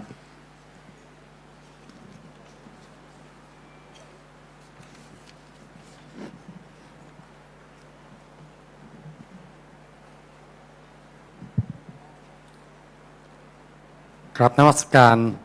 พระเดชพระคุณพระเทพวสิทธิ์ รัตถิคุณรองเจ้าคณะภาค7พระเทพสิงหวราจารย์รองเจ้าคณะจังหวัดเชียงใหม่ พระภาวนาธรรมาภิรัตน์เจ้าคณะอำเภอเมืองเชียงใหม่ พระครูโกสิทธิ์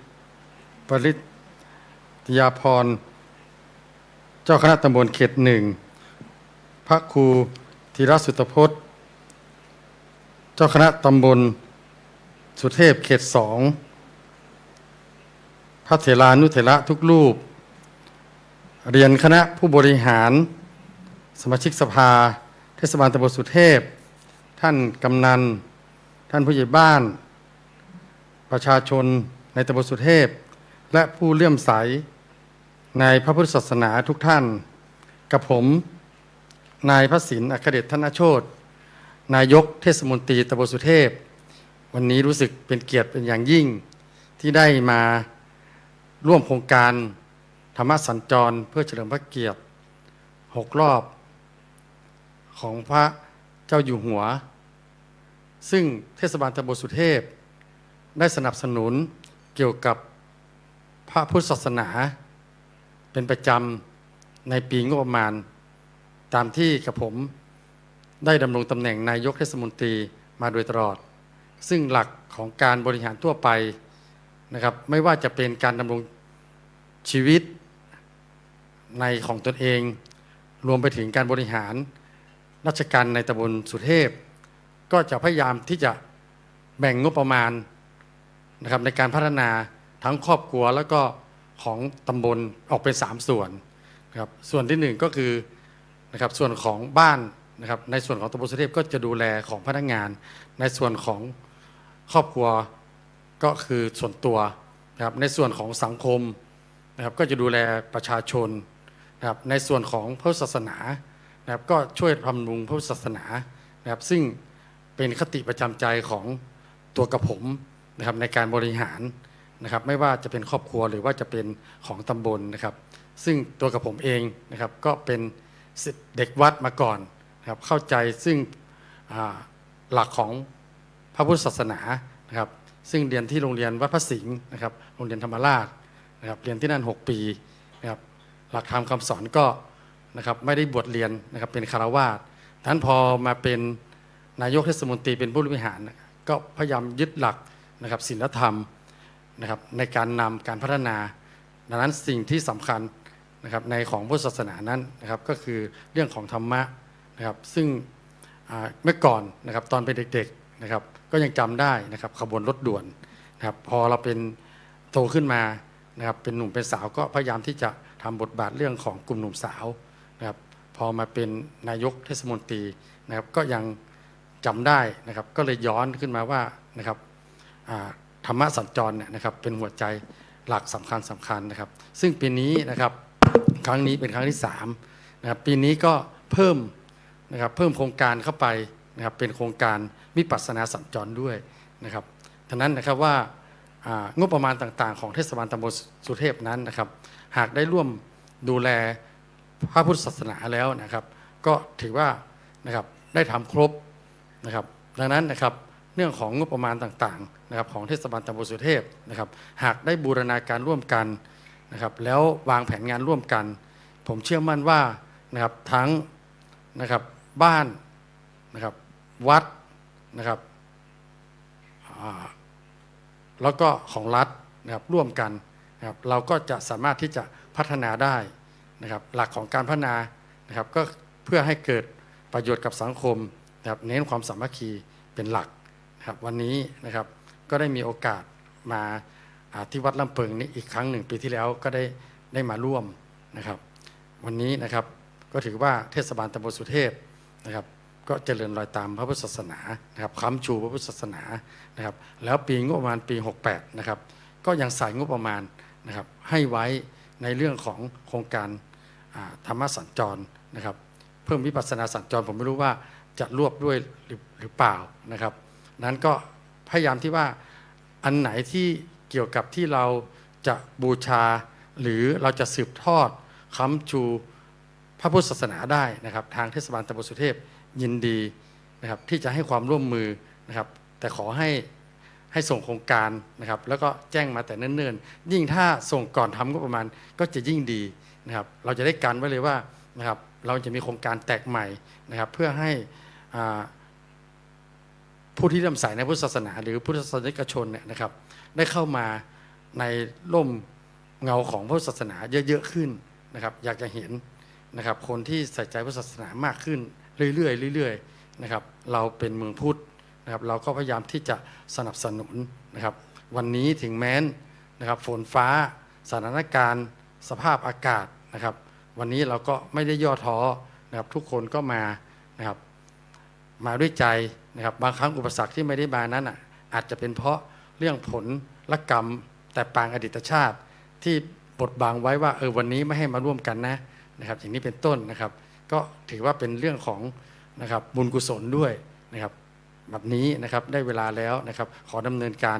เข้าสู่การดำเนินการธรรมสัญจรได้ครับขอบคุณนะครับครับขอกราบขอบพระคุณท่านนายกเทศมนตรีตำบลสุเทพนะครับเชิญท่านเลยนะครับได้นั่งประจำที่รับรองต้องขอกราบขอบพระคุณและอนุโมทนาบุญนะครับโดยเฉพาะโครงการวิปัสสนาสัญจรหลายจำนวนครั้งนะครับที่พระเดชพระคุณท่านเจ้าคุณพระภาวนาธรรมาภิราชได้ออกไปยังวัดสำนักปฏิบัติธรรมในเขตอำเภอเมืองได้นำพาปฏิบัติในแต่ละวันพระใหญ่นะครับในงบประมาณของเทศบาลตำบลสุเทพต้องยกความงดงามนี้ให้กับทางโรงเรียนธรรมราชศึกษานะครับที่ท่านได้เกริ่นถึงโดยเฉพาะหลวงพ่อเจ้าคุณวัดพระสิงห์ได้ปรารภเสมอว่าพลังบวรเป็นพลังที่สำคัญท่านกำนันตำบลป่าแดดก็สำเร็จการศึกษาธรรมราชนะครับทราบว่าท่านเป็นนายกสมาคมกำนันผู้ใหญ่บ้านอำเภอเมืองด้วยนะลูกศิษย์ธรรมราชได้ดูแลพระศาสนาสืบต่อนะครับลำดับนี้จะขออนุญาตเข้าสู่สิ่งที่สำคัญยิ่งอีกส่วนหนึ่งนั่นก็คือการแสดงพระธรรมเทศนากิจกรรมหลากหลายบันเทิงคือการแสดงมหรสพ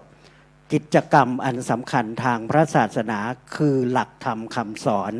อันสำคัญยิ่งในการนี้ในลำดับแรกนั้นจะขอเรียนเชิญท่านผู้อำนวยการสำนักงานพระพุทธศาสนาจังหวัดเชียงใหม่ได้จุดบูชาเครื่องทองน้อยเบื้องหน้ารูปองค์หลวงปู่พระพรหมมงคลหลวงปู่ทองสิริมังคลมหาเถระผู้บุกเบิกแห่งวัดร่ำเปิงให้เป็นสำนักปฏิบัติธรรมเป็นบุรพาจารย์ที่สำคัญยิ่งของคณะสงฆ์ขอเรียนเชิญครับ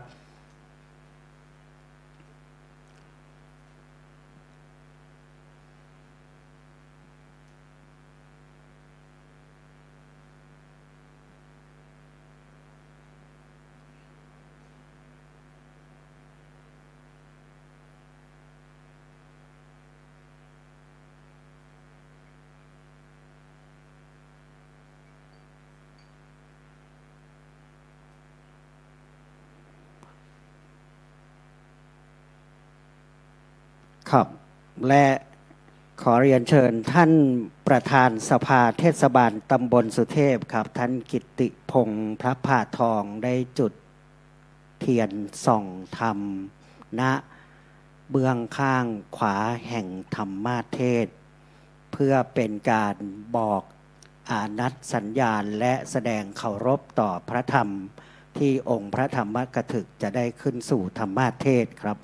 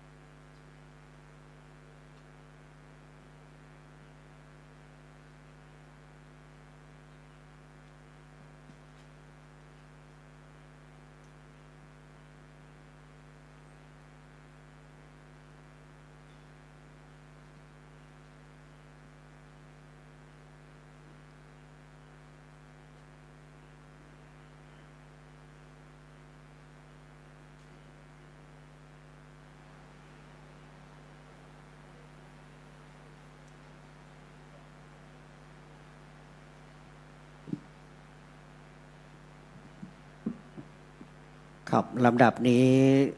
ท่านที่สมาทานเบญจศีลห้านะครับ ขอให้เปล่งสมาทานโดยพร้อมกันนะครับ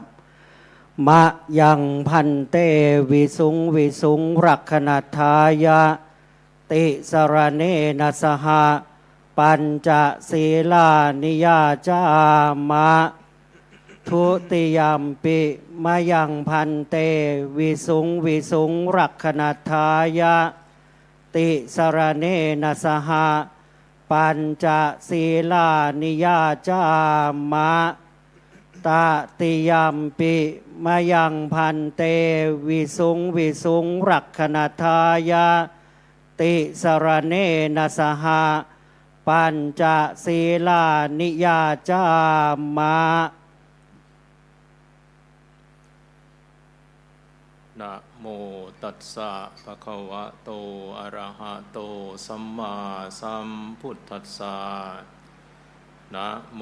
ตัสสะภะคะวะโตอะระหะโตสัมมาสัมพุทธัสสะนะโมตัสสะภะคะวะโตอะระหะโตสัมมาสัมพุทธัสสะนะโมตัสสะภะคะวะโตอะระหะโตสัมมาสัมพุทธัสสะ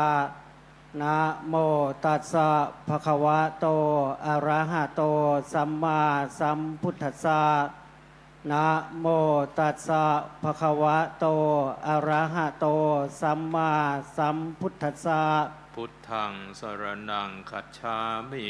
พุทธังสรณังคัจฉามิ ธัมมังสรณังคัจฉามิ ธัมมังสรณังคัจฉามิ สังฆังสรณังคัจฉามิ สังฆังสรณังคัจฉามิ ทุติยมปิพุทธังสรณังคัจฉามิ ทุติยมปิพุทธังสรณังคัจฉามิ ทุติยมปิธัมมังสรณังคัจฉามิ ทุติยมปิธัมมังสรณังคัจฉามิ ทุติยมปิสังฆังสรณังคัจฉามิ ทุติยมปิสังฆังสรณังคัจฉามิ ตติยมปิพุทธังสรณังคัจฉามิ ตติยมปิพุทธังสรณังคัจฉามิ ตติยมปิธัมมังสรณังคัจฉามิ ตติยมปิธัมมังสรณังคัจฉามิ ตติยมปิสังฆังสรณังคัจฉามิ ตติยมปิสังฆังสรณังคัจฉามิ ปานาติปาตาเวระมณีสิกขาปะทังสมาธิยามิ ปานาติปาตาเวระมณีสิกขาปะทังสมาธิยามิ อาทินนาทานาเวระมณีสิกขาปะทังสมาธิยามิ อาทินนาทานาเวระมณีสิกขาปะทังสมาธิยามิ กาเมสุมิจฉาจาราเวระมณีสิกขาปะทังสมาธิยามิ กาเมสุมิจฉาจาราเวระมณีสิกขาปะทังสมาธิยามิ มุสาวาทาเวระมณีสิกขาปะทังสมาธิยามิ โมสาวาทาเวระมณีสิกขาปะทังสมาธิยามิ สุราเมรยะมัชฌะปมาทัฏฐานาเวระมณี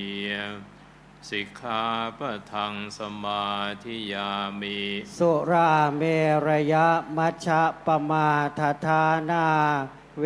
ระมณีสิกขาปะทังสมาธิยามิ อิมานิปัญจสิกขาปทานิสีเลนะสุขติงยันติสีเลนะโภคสัมปทานสีเลนะนิพุติงยันติตัสมาสีลังวิโสทะเย สาธุพระมาจโลกาธิปติสหัมปติกัดอัญชลีอันทิวรัง อายาจะทะสันติทะสตาปรชักขชาติกาเทเสตุธรรมังอนุกรรมปิมังปะชะหัง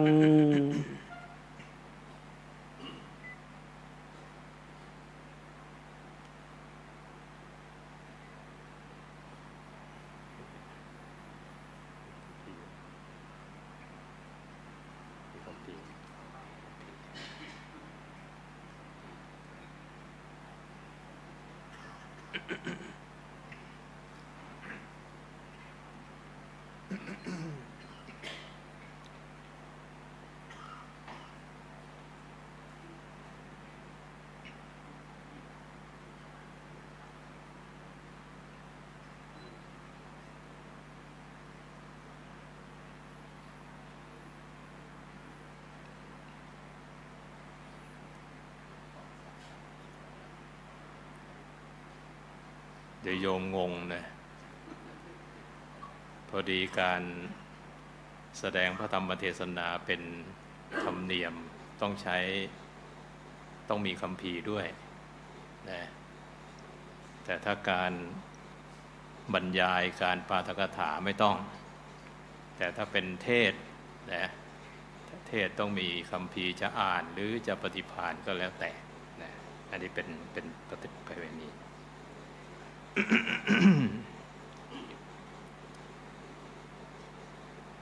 นะโมตัสสะภะคะวะโตอะระหะโตสัมมาสัมพุทธัสสะนะโมตัสสะภะคะวะโตอะระหะโตสัมมาสัมพุทธัสสะนะโมตัสสะภะคะวะโตอะระหะโตสัมมาสัมพุทธัสสะสัทธีทวิตังปุริสัสสะเศรษฐังธัมโมสุจินโนสุขมาวหาติสัจจังหเวสาธุตรังรสานังปัญญาชีวิงชีวิตะมาหุเศรษฐันติอีณบัดนี้จากรับประทานแสดงพระธรรมเทศนาพรรณนาศาสนธรรมคำสอนขององค์สมเด็จพระจินวรสัมมาสัมพุทธเจ้าในเศรษฐะชีวิตลักขณกถากล่าวพรรณนาถึงเรื่องลักษณะของชีวิตที่ประเสริฐสุดตามนัยยะแห่งพระบาลีในอารวกสูตรสังยุตตนิกายสขาทวรรคเพื่อเป็นเครื่องประคับประคองฉลองศรัทธาประดับปัญญาบารมีเพิ่มพูนกุศลบุญราศีแก่ท่านทั้งหลายซึ่งมาประชุมพร้อมกันณสถานที่นี้และท่านสาธุชนที่ชมทาง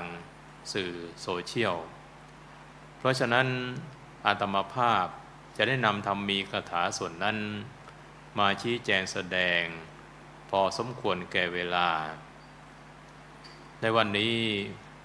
ทางคณะสงฆ์อำเภอเมืองเชียงใหม่ซึ่งนำโดยพระเดชพระคุณท่านเจ้าคุณภาวนาธรรมาภิรัตน์เจ้าคณะอำเภอเมืองเชียงใหม่เป็นต้นเป็นประธานของคณะสงฆ์อำเภอเมืองเชียงใหม่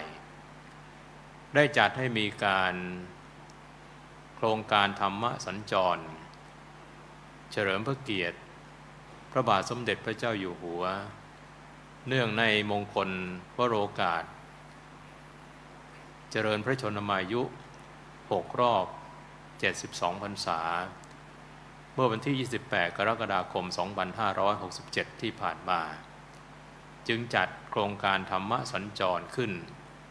ซึ่งในวันนี้คณะสงฆ์จังหวัดเชียงใหม่ซึ่งนำโดยพระเดชพระคุณท่านเจ้าคุณพระเทพสิงหวราจารย์รองเจ้าคณะจังหวัดเชียงใหม่ได้มาเป็นประธานพร้อมด้วยท่านรองเจ้าคณะอำเภอเมืองเชียงใหม่ท่านเจ้าคณะตำบลท่านหน่วยอบรมประชาชนประจำตำบลในเขตอำเภอเมืองเชียงใหม่พร้อมกันนี้ ก็ได้รับการอุปถัมภ์จากหลายๆฝ่ายโดยเฉพาะฝ่ายสำคัญก็คือท่านนายกเทศมนตรีตำบลสุเทพพร้อมทั้งผู้บริหารได้สนับสนุนงบประมาณในการจัดโครงการธรรมสัญจรในครั้งนี้และอุปถัมภ์ในการเผยแผ่พระศาสนาอีกหลายๆส่วนพร้อมกันนี้ก็ท่านผู้อำนวยการสำนักงานพุทธศาสนาจังหวัดเชียงใหม่พร้อมด้วยเจ้าหน้าที่ก็ได้มาร่วมในโครงการนี้นอกจากนั้นญาติโยมสาธุชนในตำบลต่างๆก็มาร่วมฟังธรรมะในวันนี้ด้วยก็ต้องขออนุโมทนากับทุกภาคส่วนทั้งฝ่ายคณะสงฆ์และญาติโยมสาธุชนวันนี้ถือว่าเป็นปีที่2ที่อาตมาภาพได้มาแสดงพระธรรมเทศนาในโครงการธรรมสัญจรในวันนี้ความจริงวันนี้ก็ยังวันๆอยู่เหมือนกันว่าจะมาไม่ทันมีงานศาสนกิจที่วัดจันทารามหรือวัดท่าสุงที่เรารู้จักกันก็คือหลวงพ่อฤาษีลิงดำหลวงพ่อพระราชพรหมยานครบรอบ32 ปีแห่งการถึงมรณภาพนะวัดท่าสุงเป็นที่รู้จักโดยทั่วไปหลวงพ่อฤาษีลิงดำอาตมาภาพก็ไปเป็นครั้งแรกก็เลยตีตั๋วไว้15:45 นาทีนะว่าจะเดินทาง15:45 นาทีปรากฏว่าพิธีต่างๆที่วัดท่าสุงนั้นหลังจากฉันพระทหารเพลมีญาติโยมใส่บาตรอะไรกันมากมายญาติโยมมากมายแต่น่าอนุโมทนาแค่ในวิหารแก้วนั้นก็คนก็เป็นพันนะที่วัดจันทารามวัดท่าสุงถ้าใครเคยไปก็คงจะรู้นะเพราะฉะนั้นกว่าจะออกจากวัดท่าสุงมาบ่ายโมงกว่าพอบ่ายโมงกว่าก็ใจวิวแล้วว่ามันจะทันเลยจับ GPS ดูแล้วก็ไม่น่าจะทันนะไม่น่าจะทันก็วางแผนที่จะหาเที่ยวบินเที่ยวต่อไปก็มีไฟล์ถัดมาอีกชั่วโมงหนึ่งมีนกแอร์ที่ดอนเมืองมีแอร์เอเชียที่สุวรรณภูมิช่างใจว่าจะไปทางไหนดีเนี่ยช่างใจไปช่างใจมาระบบขายตั๋วออนไลน์ตัดทิ้งเวรแล้วนะเวรแล้วสงสัยจะมาไม่ได้ซะแล้วก็เลยติดต่อท่านพระครูประหลัดอมฤตให้เจ้าหน้าที่ทางสนามบินเชียงใหม่ดูเช็คตั๋วให้ทีว่านกแอร์ยังมีที่นั่งหรือเปล่าเนี่ยปรากฏว่าเหลืออยู่ที่หนึ่งเอาที่หนึ่งซื้อเลยนะก็ได้ราคางดงามดี 5,000 กว่าบาทขาเดียว ไม่รวมกับที่ทิ้งไปนะซื้อตั๋วแล้วก็ยังวันๆอยู่ยังเดินทางอยู่อีกนะจะทันหรือเปล่ายังลุ้นอยู่แต่ก็หวังว่าเจตนาที่จะมาให้ธรรมะกับญาติโยมเนี่ยกุศลและเจตนาน่าจะช่วยให้ทันเครื่องบินปรากฏว่าไปทันจริงๆก่อนเครื่องบินจะปิดเป็นคนสุดท้ายนะตามตารางบินนี้เหลืออีกประมาณสักไม่ถึง10 นาทีเข้าไปเจ้าหน้าที่ก็บอกให้ไปเร็วๆใช้เวลาขนาดคุ้มค่ามากเลยจากอุทัยธานีเนี่ยจากวัดท่าสุงมาถึงสนามบินดอนเมืองไม่มีโอกาสแม้จะเข้าห้องน้ำก่อนขึ้นเครื่องก็ไม่มีโอกาสต้องมาเข้าห้องน้ำที่สนามบินเชียงใหม่ 4-5 ชั่วโมงไม่มีเวลาเลยนะนี่พูดเอาความดีความชอบนะเพื่อมาให้ธรรมะกับญาติโยม นะเพราะฉะนั้นอาตมาภาพอุตส่าห์ตั้งใจมาญาติโยมก็ตั้งใจฟังก็แล้วกันฟังได้ก็ฟังฟังไม่ได้ก็ต้องฟังเป็นไฟบังคับเป็นไฟบังคับพระธรรมเทศนาที่จะยกมาให้ญาติโยมได้ฟังวันนี้เป็นเรื่องนะตั้งชื่อไว้สวยหรูนะลักษณะชีวิตลักษณะของชีวิตที่ประเสริฐสุดนะพระธรรมเทศนาบทนี้เนี่ยคือชื่อนั้นเป็นเพียงสรุปมาเฉยๆแต่เนื้อหาสาระธรรมะนั้นมีหลายประการธรรมะบทนี้มีเหตุการณ์ก็คือว่าเป็นคำตอบปัญหาของพระพุทธเจ้าพระพุทธเจ้าตอบปัญหาของยักษ์ตนหนึ่งชื่อว่าอารวกยักษ์ถ้าญาติโยมรู้จักบทถวายผ่อนพระหรือบทพุทธชัยมงคลคาถาเนี่ยนะพุทธชัยมงคลคาถาก็คือคาถาที่แสดงชัยชนะครั้งสำคัญของพระพุทธเจ้าเนี่ย8 ครั้งนะญาติโยมอาจจะฟังงงอยู่แต่พอพูดบทว่าบทพาหุงสหัสนะก็ญาติโยมรู้นะบทพาหุงสหัสคือบทถวายผ่อนพระ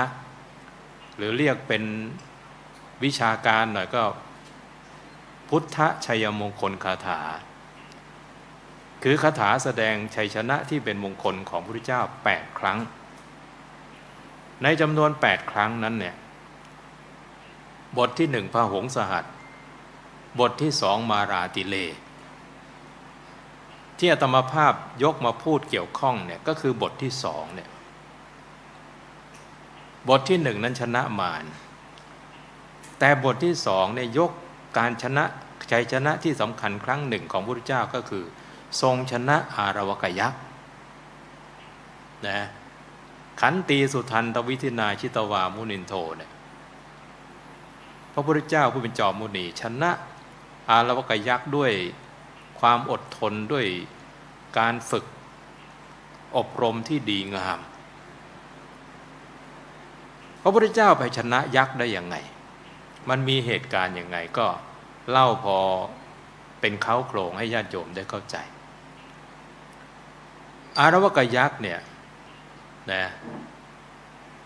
มันอยู่ที่เมืองอาราวีอยู่ใต้ต้นไทรใหญ่ปรากฏว่ามันมีเหตุการณ์ก็คือพระเจ้าอารวกะพระเจ้ากรุงอาราวีเนี่ยทรงล่าสัตว์นะล่าสัตว์แล้วก็ไปพักใต้ต้นไทรใหญ่ต้นไทรใหญ่เนี่ยเป็นอาณาเขตของอารวกยักษ์อารวกยักษ์ได้รับอนุมัติจากท้าวเวสสุวรรณ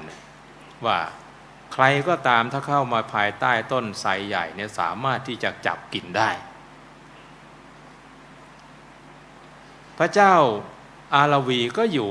ยู่ใต้ต้นไทรใหญ่เพราะฉะนั้นยักษ์จะจับกินพระเจ้ากรุงอาราวีพระเจ้าอารวกะเนี่ยก็เลยบอกว่าถ้ากินเราก็กินได้ครั้งเดียวคนเดียวแต่ถ้าเราปล่อยเราไปนะเราจะส่งคนมาให้กินทุกวันนี่นะมีข้อต่อรองอารวกยักษ์ก็ถามว่าจะเชื่อมั่นได้แค่ไหนพระเจ้าอาราวีบอกเชื่อได้นะเพราะฉะนั้นทำสัจจะสัญญากันแล้วพระเจ้ากรุงอาราวีเนี่ยพระเจ้าอารวกะเนี่ยพอกลับไปปลอดภัยก็ส่งนักโทษมาตอนแรกก็นักโทษส่งมาวันละคนจนนักโทษที่ขังไว้มันหมดนะนักโทษที่ขังไว้หมดพยายามที่จะสร้างสถานการณ์ให้คนติดคุกติดตารางคนไม่กล้าติดคุกแล้วพ ราะถ้าติดคลุกเนี่ยไปเป็นกลายไปเป็นอาหารของยักษ์พอนักโทษไม่มีพวกกุญซือทั้งหลายก็บอกว่างั้นก็เอาพวกเด็กๆนะพวกเอาเด็กๆพวกเด็กที่เกิดใหม่ส่งไปชาวบ้านชาวช่องที่กำลังสตรีเพศที่กำลังท้องหรือมีเด็กก็พากันอพยพหนีออกจากเมืองอาราวีไปจนท้ายที่สุดไม่มีใครที่จะส่งไปได้เหลือเด็กอยู่คนเดียวคือพระราชโอรสของพระเจ้าอารวกะลูกตัวเองเพราะฉะนั้นไม่มีใครที่จะส่งก็เลยต้องส่งลูกตัวเองไปนะมีกำหนดการที่จะส่งลูกตัวเองพระสัมมาสัมพุทธเจ้าทรงส่องพยานเห็นว่าถ้าพระองค์เสด็จไปตรงนี้เนี่ยมันจะสามารถช่วยโอรสของพระเจ้ากรุงอาราวีได้ในขณะเดียวกันก็จะโปรดคนได้มากมายเพราะฉะนั้นพระองค์ก็เสด็จไปที่วิมานของอารวกยักษ์หลังจากนั้นอารวกยักษ์พอรู้ว่าพระพุทธเจ้ามาที่วิมานของตัวเองก็โกรธพอโกรธกลับมาแล้วพยายามที่จะทำร้ายพระพุทธเจ้าทุกสิ่งทุกประการในข้อความที่ยกมาลาติเลกมวิยุตจิตตสัพพะติงเนี่ยต่อสู้กันทั้งคืน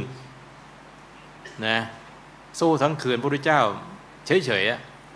ๆยักษ์เนี่ยมันจะทำยังไงทุกวิธีการอาวุธร้ายแรงขนาดไหนไม่สามารถที่จะทำลายพระพุทธเจ้าได้ทั้งคืนเอาชนะพระพุทธเจ้าไม่ได้จนยักษ์เนี่ยมันหมดถอดใจอ่ะนะยักษ์มันถอดใจอ้าวเล่นแรงไม่ได้เล่นนุ่มๆก็ได้ไอ้ยักษ์มันก็สั่งพระพุทธเจ้าสมณโคดมออกไปสิพระพุทธเจ้าเห็นไอ้ยักษ์มันเริ่มคลายความรุนแรงลงอ้าวสั่งให้ออกเอ้ยยักษ์สั่งก็ออกนี่หว่าเริ่มสนุกแล้วสมณโคดมเข้ามาสิพระพุทธเจ้าเข้ามาว่าง่ายนี่หว่าสมณโคดมออกไปครั้งที่สองออกไปเข้ามาครั้งที่สามสมณโคดมออกไปพระพุทธเจ้าออกไปเข้ามาเรียกเข้ามาเข้ามาพอครั้งที่สี่ให้ออกไปพระพุทธเจ้าไม่ออกแหละพอแล้วสนุกพอแล้วนะถ้าไม่ออกจากฆ่านะร้องนี่ฆ่าได้ก็ฆ่าไปพระพุทธเจ้านะสุดท้ายเมื่อทำอะไรไม่ได้แล้วก็เอาอย่างนี้ก็แล้วกันจะถามปัญหาท่านถ้าตอบได้ถ้าตอบไม่ได้นะจะฆ่าพระพุทธเจ้าเอาเลยถามมาปัญหาเหล่านี้เป็นปัญหาที่อารวกยักษ์เนี่ยเก็บมาเกิดความสงสัยมาชั่วกับชั่วกันในอดีตหลายกับหลายกันเนี่ยเคยถามพระพุทธเจ้าพระองค์ก่อนนะรู้แล้วแต่ลืมไปนะลืมไปพอมาถึงพระพุทธเจ้าพระองค์นี้ก็เลยปัญหาที่เก็บไว้ที่บันทึกไว้เนี่ยเอามาถามพระพุทธเจ้าปัญหาข้อที่หนึ่งถามว่ากิงสูทะวิตังปุริสัสสะเศรษถังอะไรหนอเป็นทรัพย์เครื่องปลื้มใจอันประเสริฐที่สุดของคนในโลกนี้อะไรเป็นทรัพย์เครื่องปลื้มใจประเสริฐที่สุดของคนในโลกนี้คือถามว่าอะไรเนี่ยมันเป็นทรัพย์ที่ดีที่สุดของคนในโลกนี้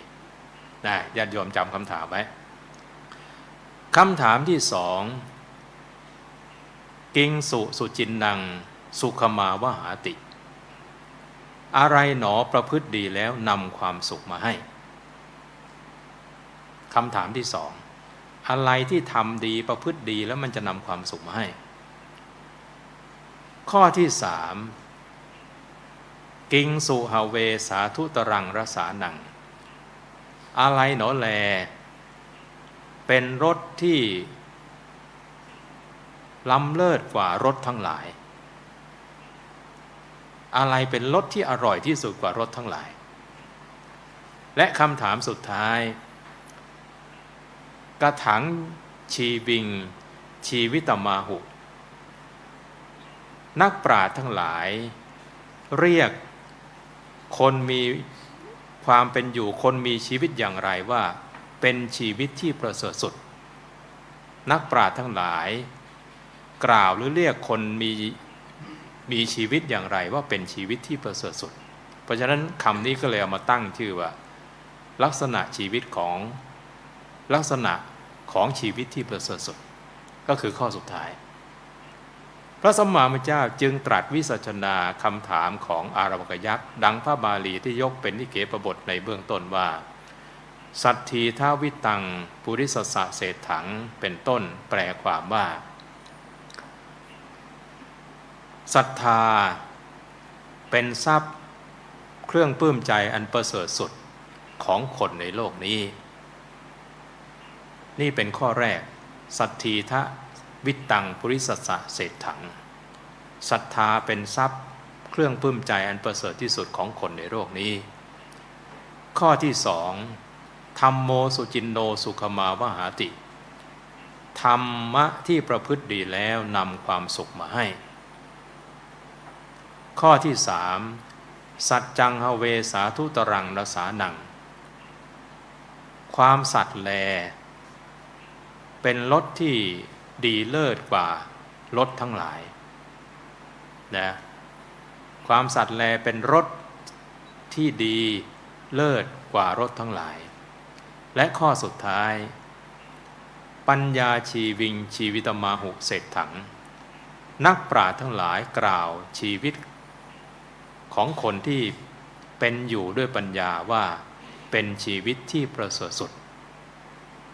นะคนที่ถือว่ามีชีวิตประเสริฐสุดก็คือคนที่มีชีวิตที่ดำรงชีวิตดำเนินชีวิตด้วยปัญญา4ข้อนะวันนี้ญาติโยมกำหนด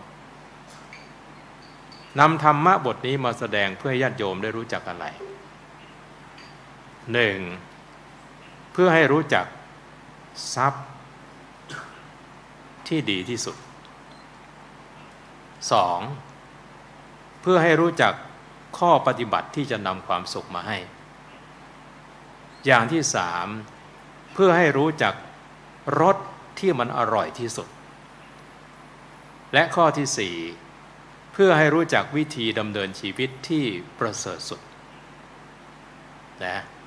ให้ญาติโยมกำหนดนะญาติโยมไม่ต้องกลัวหรอกนะยังไงก็อาตมาภาพ3 ทุ่มก็ต้องไปขึ้นเครื่อง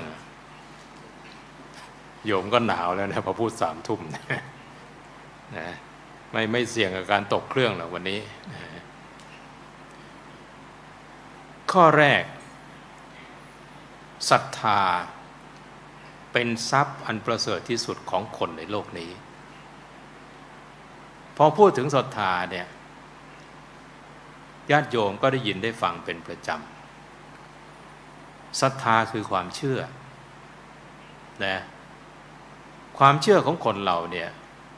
ตามปกติมันมีอยู่2 แบบความเชื่ออย่างมีเหตุมีผลคือความเชื่อที่ประกอบด้วยปัญญาอย่างหนึ่งแหละความเชื่อที่ไม่มีเหตุไม่มีผลเป็นความเชื่อที่ไม่ประกอบด้วยปัญญาอย่างหนึ่งแหละนะความเชื่อไม่มีเหตุไม่มีผลเนี่ยพอใกล้วันที่1ใกล้วันที่16เราจะเห็นความเชื่อนี้เยอะเดี๋ยวไปรูปตรงนั้นไปขูดตรงนี้เอาความฝันนู้นมาตีอย่างนั้นอย่างนี้เป็นเลขนู้นเลขนี้เวลาหลัง4 โมงของวันที่หลัง4 โมงของวันที่1ของวันที่16เนี่ยแม่ตีผิดไปหน่อยเดียวในความเชื่อนะบางทีนับแต่นิ้วมือลืมนับนิ้วเท้าอะไรประมาณนี้ความเชื่อ นั่นเรื่องของหวย บางทีความเชื่อไม่มีเหตุไม่มีผล แต่ความเชื่อในหลักของพระศาสนาเนี่ยเป็นความเชื่อที่มีเหตุมีผล เป็นความเชื่อที่ประกอบด้วยปัญญา ความเชื่อที่มีเหตุมีผลนั้นเป็นความเชื่อในหลักของพระรัตนตรัยนะสิ่งที่เป็นที่ตั้งแห่งความศรัทธาสิ่งที่เป็นที่ตั้งแห่งความเคารพศรัทธาของคนเราคือพระรัตนตรัยพระพุทธพระธรรมพระสงฆ์เป็นสรณะเป็นที่พึ่งอันประเสริฐของเราเปล่งวาจาว่าพุทธังสรณังคัจฉามิข้าพเจ้าขอถึงพระพุทธเจ้าว่าเป็นสรณะเป็นที่พึ่งที่ระลึกธัมมังสรณังคัจฉามิข้าพเจ้าขอถึงพระธรรมว่าเป็นสรณะสังฆังสรณังคัจฉามิข้าพเจ้าขอถึงพระสงฆ์ว่าเป็นสรณะเราถึงพระรัตนตรัยเป็นสรณะเป็นที่พึ่งที่ระลึกอย่างเมื่อกี้นี้เด็กเยาวชนได้สวดสรรเสริญคุณพระรัตนตรัยมีความไพเราะเราได้ยินได้ฟังชื่นอกชื่นใจนะพรรณนาคุณของพระรัตนตรัยของพระพุทธเจ้าของพระธรรมของพระสงฆ์เพราะฉะนั้นศรัทธาเหล่านี้เป็นสิ่งที่มีความสำคัญเราจะเห็นว่าในหลักของพระศาสนานั้นเวลาพระพุทธเจ้าตรัสศรัทธาไว้ในที่ไหนก็ตามพระองค์จะตรัสปัญญาไว้ควบคู่กันนะศรัทธาต้องมีปัญญาเป็นตัวกำกับศรัทธาเพียงอย่างเดียวไม่ได้เพราะฉะนั้นศรัทธากับปัญญานั้นต้องมาคู่กันต้องปรับอินทรีย์ให้พอเหมาะพอควรกันศรัทธามากเกินไปศรัทธามากปัญญาน้อยก็หลงงมงายใครพูดอะไรก็เชื่อปัญญามากศรัทธาน้อยก็ไม่เชื่อใครเชื่อในความคิดความเห็นของตัวเองอย่างเดียวเป็นทิฏฐุปาทานยึดมั่นในความเห็นของตัวเองนะเพราะฉะนั้นศรัทธากับปัญญาต้องมาเสมอกันเราเป็นชาวพุทธคุณธรรมสำคัญอย่างหนึ่งที่จะพึงมีเป็นคุณสมบัติของชาวพุทธคืออะไรศรัทธามีศรัทธาแล้วก็มีศีลเพราะฉะนั้นศรัทธาความเชื่อนั้นจึงเป็นคุณธรรมที่มีความสำคัญพระพุทธองค์ตรัสบอกว่าศรัทธาพันธติปาทายังศรัทธาย่อมรวบรวมไว้ซึ่งเสบียงคือกุศลคุณงามความดีคุณงามความดีต่างๆจะเกิดขึ้นได้ต้องอาศัยศรัทธาเป็นเบื้องต้นในที่นี้ยักษ์ถามว่าอะไรมันเป็นทรัพย์เครื่องปลื้มใจที่ประเสริฐสุดของคนในโลกนี้พระพุทธเจ้าตรัสว่าศรัทธาเราก็ลองมาดูที่ว่าศรัทธามันเป็นทรัพย์ได้อย่างไรนะเรามองถึงทรัพย์สินเงินทองทั่วๆไปทรัพย์สินเงินทองทั่วๆไปเนี่ยมันมีประโยชน์อย่างไรบ้างทรัพย์สินเงินทองสร้างความสุขให้เราเวลาเราใช้เวลาเรามีความสุขสร้างความสุขนี่เป็นประการแรกคุณของมันสร้างความสุขทั้งในความรู้สึกในการมีความรู้สึกหรือว่าในการใช้เราก็มีความสุขป้องกันความทุกข์มีเงินมีทองเนี่ยมันป้องกันความทุกข์จาก ความหิวความกระหายต่างๆมีเงินมีทองสามารถที่จะซื้ออาหารการกินได้เพราะฉะนั้นเงินทองทำให้ป้องกันความทุกข์ได้เงินทองสามารถที่จะกำจัดความยากจนให้หมดไปจากเราได้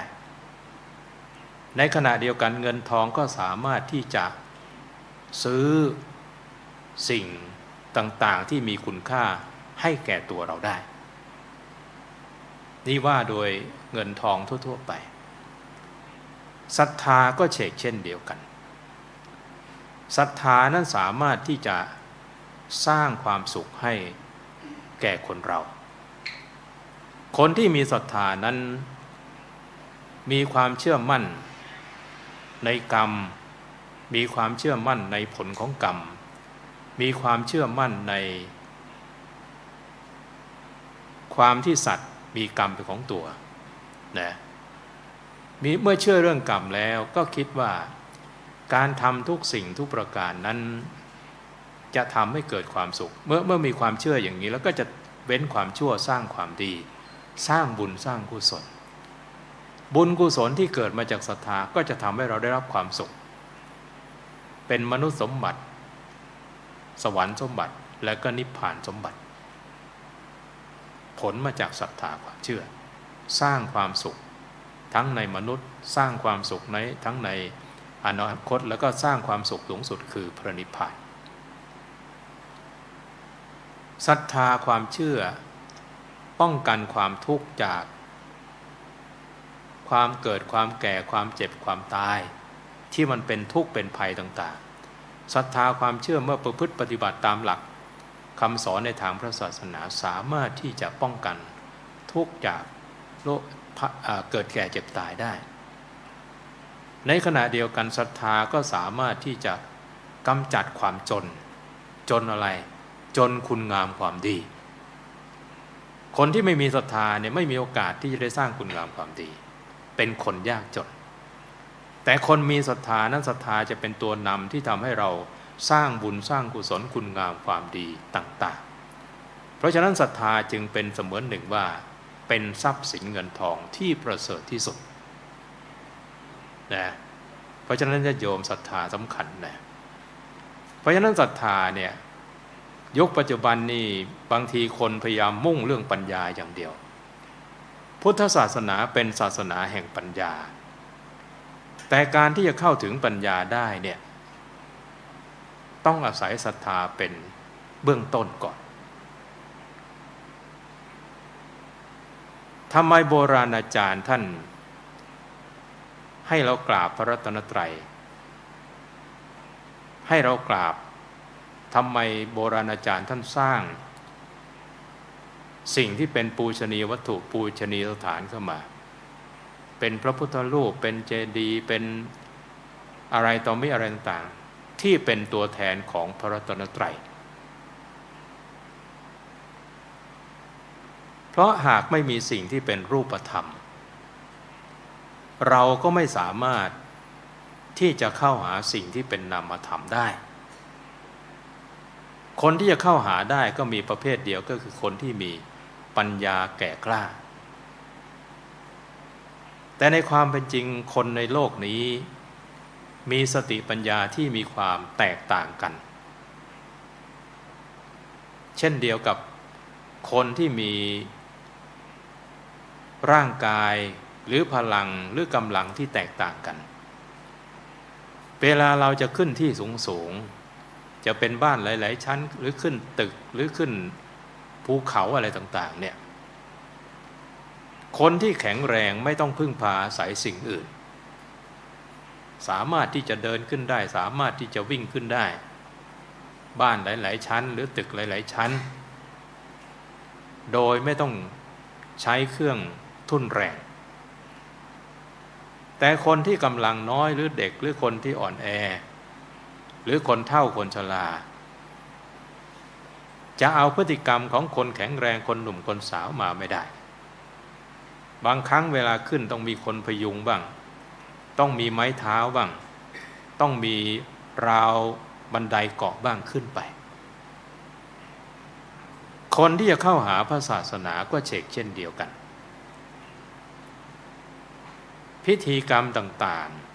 ๆสิ่งที่เป็นรูปธรรมต่างๆเป็นสื่อเป็นเครื่องมือที่จะนำเข้าไปสู่ศาสนธรรมคำสอนของพระพุทธเจ้าเพราะฉะนั้นสิ่งเหล่านี้อย่าไปด้อยค่าว่าไร้ค่าอย่าไปด้อยค่าว่าไม่มีความสำคัญแต่หากเราเข้าถึงศาสนธรรมคำสอนพระพุทธเจ้าแล้วเราก็ไม่จำเป็นจะต้องไปติดอยู่แต่ในเบื้องต้นเนี่ยก่อนที่จะเข้าถึงเนี่ยมันต้องมีที่ยึดเหนี่ยวที่พึ่งพาทางจิตใจให้เรามองเห็นหากพระเจ้าอโศกมหาราชไม่ได้สร้างศาสนวัตถุพุทธสถานต่างๆไว้ให้เป็นหลักฐานทางพระพุทธศาสนาเราจะมีความเชื่อมั่นได้อย่างไรว่าพุทธศาสนานั้นมีอยู่จริงแต่เพราะอาศัยหลักฐานทางประวัติศาสตร์ต่างๆที่พระเจ้าอโศกมหาราชได้สร้างไว้จึงเป็นสิ่งที่ทำให้เรามองเห็นความมีอยู่จริงของพระพุทธศาสนาเพราะฉะนั้นพระพุทธรูปก็ตามสิ่งที่เกี่ยวเนื่องกับพระรัตนตรัยก็ตามจึงเป็นสิ่งที่ควรแก่การเคารพสักการะบูชาทั้งสิ้นแต่เราเคารพกราบไหว้ก็ต้องเข้าใจว่าเพื่อระลึกถึงคุณพระรัตนตรัยไม่ได้ทำเพื่ออ้อนวอนให้เกิดความขลังเกิดความศักดิ์สิทธิ์เพราะฉะนั้นถ้าเรามีอย่างนี้ปุ๊บศรัทธาก็เป็นศรัทธาที่ประกอบด้วยปัญญานะศรัทธาก็จะเป็นทรัพย์ที่จะทำให้เรานั้นเข้าหาสิ่งที่เป็นสาระสำคัญของพระศาสนาก็คือศาสนธรรมคำสอนของพระพุทธเจ้านะวันนี้โยมกลับบ้านลูกหลานถามว่าได้อะไรมาวันนี้ได้ทรัพย์มาทรัพย์ที่สำคัญที่สุดก็คือศรัทธาความเชื่อที่มีเหตุมีผลเนี่ยความเชื่อในหลักของพระพุทธศาสนาก็คือเชื่อใน4อย่างตถาคตกรรมศรัทธาเชื่อกรรมวิปากศรัทธาเชื่อผลของกรรมกรรมศรัทธาเชื่อว่าสัตว์มีกรรมของตัวแล้วก็ตถาคตโพธิศรัทธาเชื่อปัญญาตรัสรู้ของพระพุทธเจ้านะอันนี้ศรัทธาเป็นอย่างแรกนะเอาละพอท้วมนะพอท้วมเดี๋ยวมากไปก็เดี๋ยวปีหน้าเจ้าคุณภาวนาไม่นิมนต์นะเดี๋ยวมีติดแบ็คลิสต์นะบอกว่าเทศนานเกินไปนะทำให้ญาติโยมไม่มาร่วมอาจจะติดแบ็คลิสต์ก็ได้นะเพราะฉะนั้นเอาพอเหมาะพอควรคำถามข้อที่2กิงสุจินดังสุขมาวหาติอะไรหนอที่ประพฤติดีแล้วนำความสุขมาให้พระพุทธเจ้าตรัสวิสัชนาตรัสตอบคำถามของอาโลกยักษ์ว่าธัมโมสุจินโนสุขมาวหาติธรรมะที่ประพฤติดีแล้วย่อมนำความสุขมาให้คำว่าธรรมะในที่นี้ตามปกติธรรมะนั้นเป็นกลางๆนะคือธรรมะเนี่ยอาจจะต่อกับกุศลก็เป็นกุศลธรรมก็ความดีถ้าต่อกับอกุศลธรรมก็เป็นความชั่วนะแต่ธรรมะที่นี้ในอัตถกถาพระคาถาจารย์ท่านขยายความว่าหมายถึงกุศลกรรมบท10ประการกุศลกรรมบท10ประการก็คือกายสุจริตประพฤติดีทางกายวจีสุจริตประพฤติดีทางวาจาแล้วก็มโนสุจริตประพฤติดีทางใจอันนี้นัยยะหนึ่ง อีกนัยยะหนึ่งท่านก็บอกว่าก็คือหลักของบุญญกิริยาวัตถุ หลักของบุญญกิริยาวัตถุโดยย่อก็คือทานศีลภาวนาญาติโยมทำกันอยู่แล้วทานศีลภาวนาทานก็คือการให้ศีลก็คือการรักษากายวาจาของเราให้เรียบร้อยภาวนาก็คือการอบรมจิตใจให้สงบการอบรมปัญญาหรือกุศลกรรมบทก็คือความดีทางกายทางวาจาทางใจนั่นเองถ้าเราประพฤติปฏิบัติดีแล้วมันก็จะนำความสุขมาให้แก่เราทั้งในปัจจุบันทั้งในอนาคตนะอันนี้เป็นความหมายในเรื่องของความดีที่ประพฤติถูกต้องประพฤติดีแล้วจะนำความสุขมาให้สุขทั้งในปัจจุบันสุขทั้งในอนาคตแล้วก็สุขอย่างสูงสุดคือพระนิพพานธรรมะอีกอย่างหนึ่งที่อยากจะพูดให้ญาติโยมทั้งหลายได้ฟังก็คือธรรมะในคำหลักของอริยสัจสี่อริยสัจสี่คือทุกข์สมุทัยนิโรธมรรคทุกข์ก็คือตัวทุกข์ในหลักของอริยสัจก็คือตัวทุกข์ก็คืออะไรอ่ะชาติปีทุกขาความเกิดเป็นทุกข์ชราปีทุกขาความแก่เป็นทุกข์มรณะปีทุกขังความตายเป็นทุกข์โสกะปริเทวะทุกขโทมนัสสุปายาสาปิทุกขาความโศกความพิไรรำพันความทุกข์กายทุกข์ใจความคับแค้นใจเป็นทุกข์อัปปิเยหิสัมปโยโคทุกโขการพบกับคนที่ไม่รักก็เป็นทุกข์ปิเยหิวิปโยโคทุกโขความพัดพรากจากสิ่งที่รักก็เป็นทุกข์ยำปิดฉังนรปฏิตัมปิทุกขังหวังสิ่งใดไม่ได้สิ่งนั้นก็เป็นทุกข์สังคิเตนะปัญจุปาทานขันธาทุกขาโดยสรุปอุปาทานขันธ์ห้ายึดมั่นในขันธ์ห้ารูปเวทนาสัญญาสังขารเป็นทุกข์นี่หลักอริยสัจคือความทุกข์นะนี่คือตัวทุกข์สมุทัยคือต้นเหตุของความทุกข์คืออะไรคือตัณหากามตัณหาภวตัณหาวิภวตัณหาเป็นต้นเหตุของความทุกข์นิโรธคือความดับทุกข์ได้มรรคหรือพูดเต็มๆก็คือว่าทุกขานิโรธคามินีปฏิปทาข้อปฏิบัติให้ถึงความดับทุกข์ก็คืออริยมรรคมีองค์8ที่เราพูดว่ามรรคก็คืออริยมรรคมีองค์8ธรรมะในอริยสัจทั้ง4อย่างเนี่ยจัดเป็นธรรมะอยู่4กลุ่มกลุ่มที่1เรียกว่าปริญญาญธรรมธรรมะที่ต้องกำหนดรู้หมวดที่2ปหาตัพพธรรมธรรมะที่ควรละหรือควรกำจัดหมวดที่3เรียกว่าสัจฉิกาตัพพธรรมธรรมะที่ควรทำให้แจ้งหรือทำให้ประจักษ์ทำให้ถึงจุดหมายปลายทางและธรรมะหมวดที่4เรียกว่าภาเวตัพพธรรมธรรมะที่ควรเจริญควรลงมือปฏิบัติที่พระพุทธเจ้าตรัสบอกว่าธัมโมสุจินโนสุขมาวหติสุจินโนต้องประพฤติให้ถูกต้อง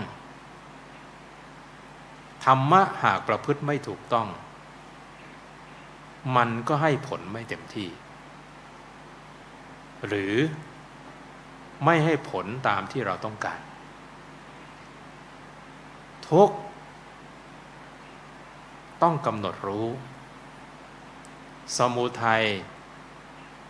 เป็นปหาตัพพธรรมต้องละต้องกำจัดนิโรธเป็นสัจจิกาตัพพธรรมต้องทำให้ประจักษ์ทำให้แจ้งทำให้บรรลุเป้าหมายมรรค เป็นภาเวตปธรรมต้องลงมือปฏิบัติเราได้ยินได้ฟังว่าเช่นคำว่าทุกข์ครูบาอาจารย์ท่านก็บอกว่าทุกข์เนี่ยไม่ใช่สิ่งที่จะเป็นทุกข์เป็นสิ่งที่จะรู้พอพูดอย่างนี้ญาติโยมจะกำหนดแต่เพราะฉะนั้นท่านจึงบอกว่าเวลาทุกข์เนี่ยอย่าเอาใจเข้าไปรับนะถ้าเอาใจเข้าไปรับมันก็ทุกข์มีความสูญเสียมีความพลัดพรากมีความแก่มีความชรามีความผิดหวังเอาใจเข้าไปรับมันก็ทุกข์เพราะทำหน้าที่มันไม่ถูกต้อง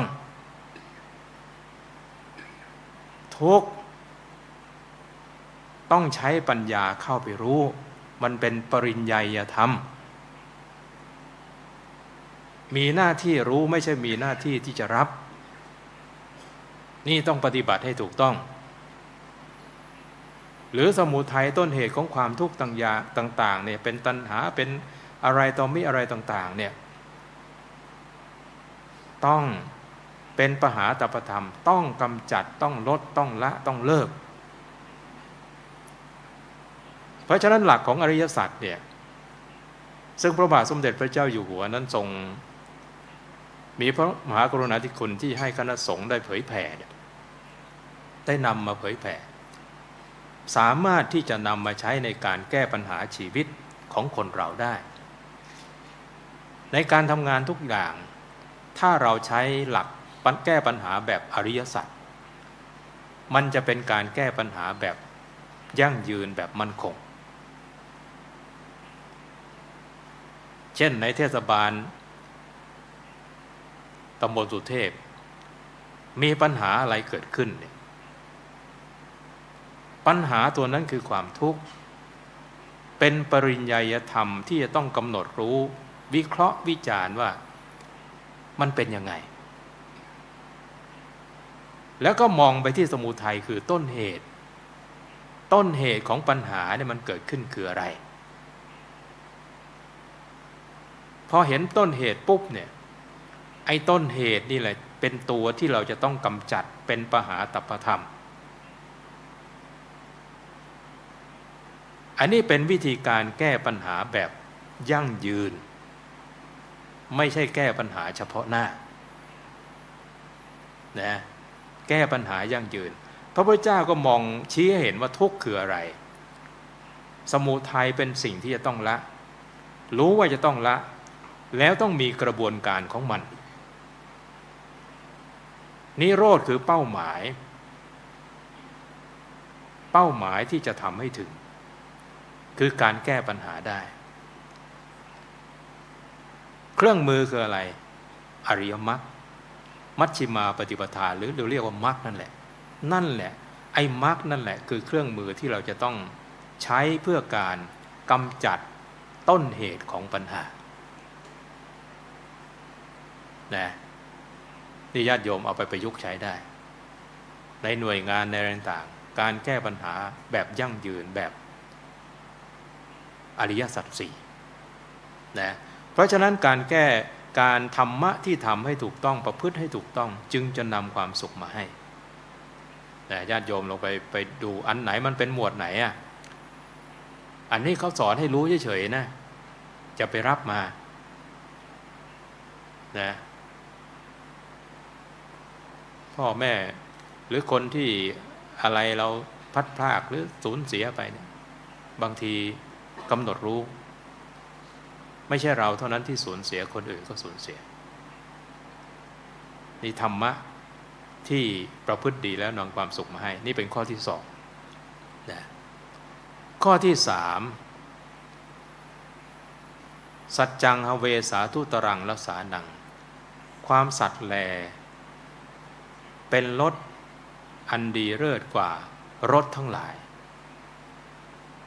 สัจจะคืออะไรสัจจะคือความจริงความจริงนั้นมี โดยย่อมีสองนัยยะจริงทางวาจาอย่างหนึ่งจริงทางใจอย่างหนึ่งนะ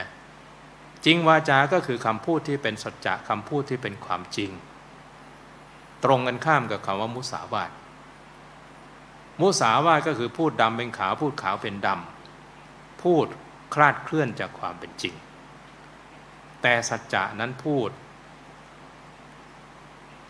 ขาวเป็นขาวดำเป็นดำพูดตามความเป็นจริงอันนี้จริงวาจาจริงคำพูดนะแต่จริงวาจาจริงคำพูดนี้ก็ต้องพินิจพิจารณาให้ดีคำพูดบางอย่างแม้จะจริงแต่ว่าพูดไปแล้วไม่มีประโยชน์ก็ไม่ควรพูดนะหลักของพระพุทธเจ้าในคำพูดต่างๆเนี่ยคำพูดแม้จะจริงคำพูดแม้จะแท้คำพูดแม้คนจะชอบ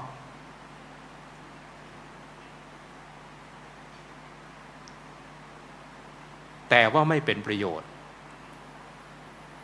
พระพุทธเจ้าไม่ตรัสคำพูดใดคำพูดจริงคำพูดแท้คำพูดมีประโยชน์พระพุทธเจ้าเลือกกาลเทศะที่จะตรัสต้องดูกาลเทศะด้วยนะไม่ใช่จริงอย่างเดียวดีอย่างเดียวแต่ไม่เลือกกาลเทศะเตือนคนเตือนไม่ถูกกาลเทศะก็ไม่ได้เพราะฉะนั้นเรื่องคำพูดฝากญาติโยมเวลาพูดกับใครเนี่ยนะจะให้คำพูดมันเป็นรสชาติที่ดีที่สุดปกติสิ่งที่รับรสคืออะไรลิ้นนะลิ้นมันรับรสอาหารอร่อยเนี่ยมันติดอกติดใจเป็นนานแต่สิ่งที่จะติดใจเรานานที่สุดก็คือสัจจะคำพูดนี่ยึดหลักไว้เลยโยมอย่าพูดให้คนอื่นเสียหายอย่าพูดให้คนอื่นเสียหน้าอย่าพูดให้คนอื่นเสียใจอย่าพูดให้คนอื่นเสียความรู้สึกคำพูดต้องเป็นคำพูดที่จริงคำพูดที่เป็นปิยวาจาคำพูดที่มีประโยชน์คำพูดเหล่านี้จะเป็นรสชาติที่ติดอกติดใจคนฟังไปนานสุนทรภู่ท่านจึงบอกว่าอันอ้อยตาลหวานลิ้นแล้วสิ้นซากแต่ลมปากหวานหูไม่รู้หายแม้นเจ็บอื่นหมื่นแสนจะแคลนคลายเจ็บจนตายเพราะเหน็บให้เจ็บใจคำพูดคนเราเนี่ยนะพูดดีเป็นที่ประทับใจแต่พูดไม่ดีเนี่ยมันฝังอกฝังใจอยู่นาน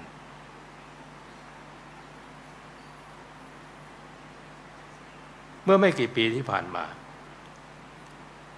มีการเลี้ยงรุ่นนะเลี้ยงรุ่นเกษียณแล้ววัยเกิน60กันแล้วเท่านั้นปรากฏว่ามีข่าวยิงกันตายวัย60กว่าแล้วเนี่ยยิงกันตายแทนที่เลี้ยงรุ่นนี่จะเป็นบ่อเกิดแห่งความสุขนะที่ไหนได้เลี้ยงรุ่นแล้วเกิดนึกถึงเหตุการณ์เคยดูถูกดูหมิ่นย้อนไป50 ปีคิดดูยิงกันตายเป็นทหารนะนี่เป็นเรื่องจริงไม่เชื่อโยมลองไปกด Google ดูก็ได้ย้อนไปนะเจอก็เจอไม่เจอก็แล้วไปฝังใจมาถึงขนาดอยู่ในโรงเรียนคำพูดดูถูกดูหมิ่นจบแล้วไปทำงานทำการเป็นทหารจนเกษียณมาเห็นหน้าอย่างนึกได้มายิงกันแค้นฝังหุ่นนะอันนี้คำพูดนี่อย่างก็จริงวาจา อย่างที่สองคือจริงใจจริงใจก็คือความตั้งใจจริงคนที่มีความตั้งใจจริงตั้งใจในการทำตั้งใจในการอย่างนั้นอย่างนี้เนี่ยจะเป็นที่ประทับใจของคนทั้งหลาย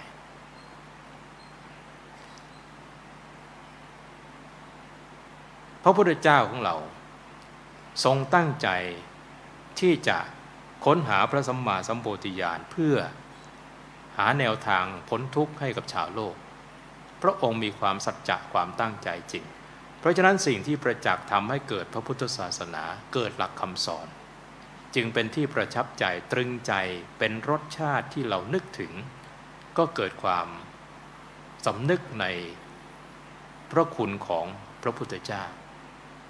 นี่สัจจะเป็นรสชาติที่ดีเลิศกว่ารสทั้งหลาย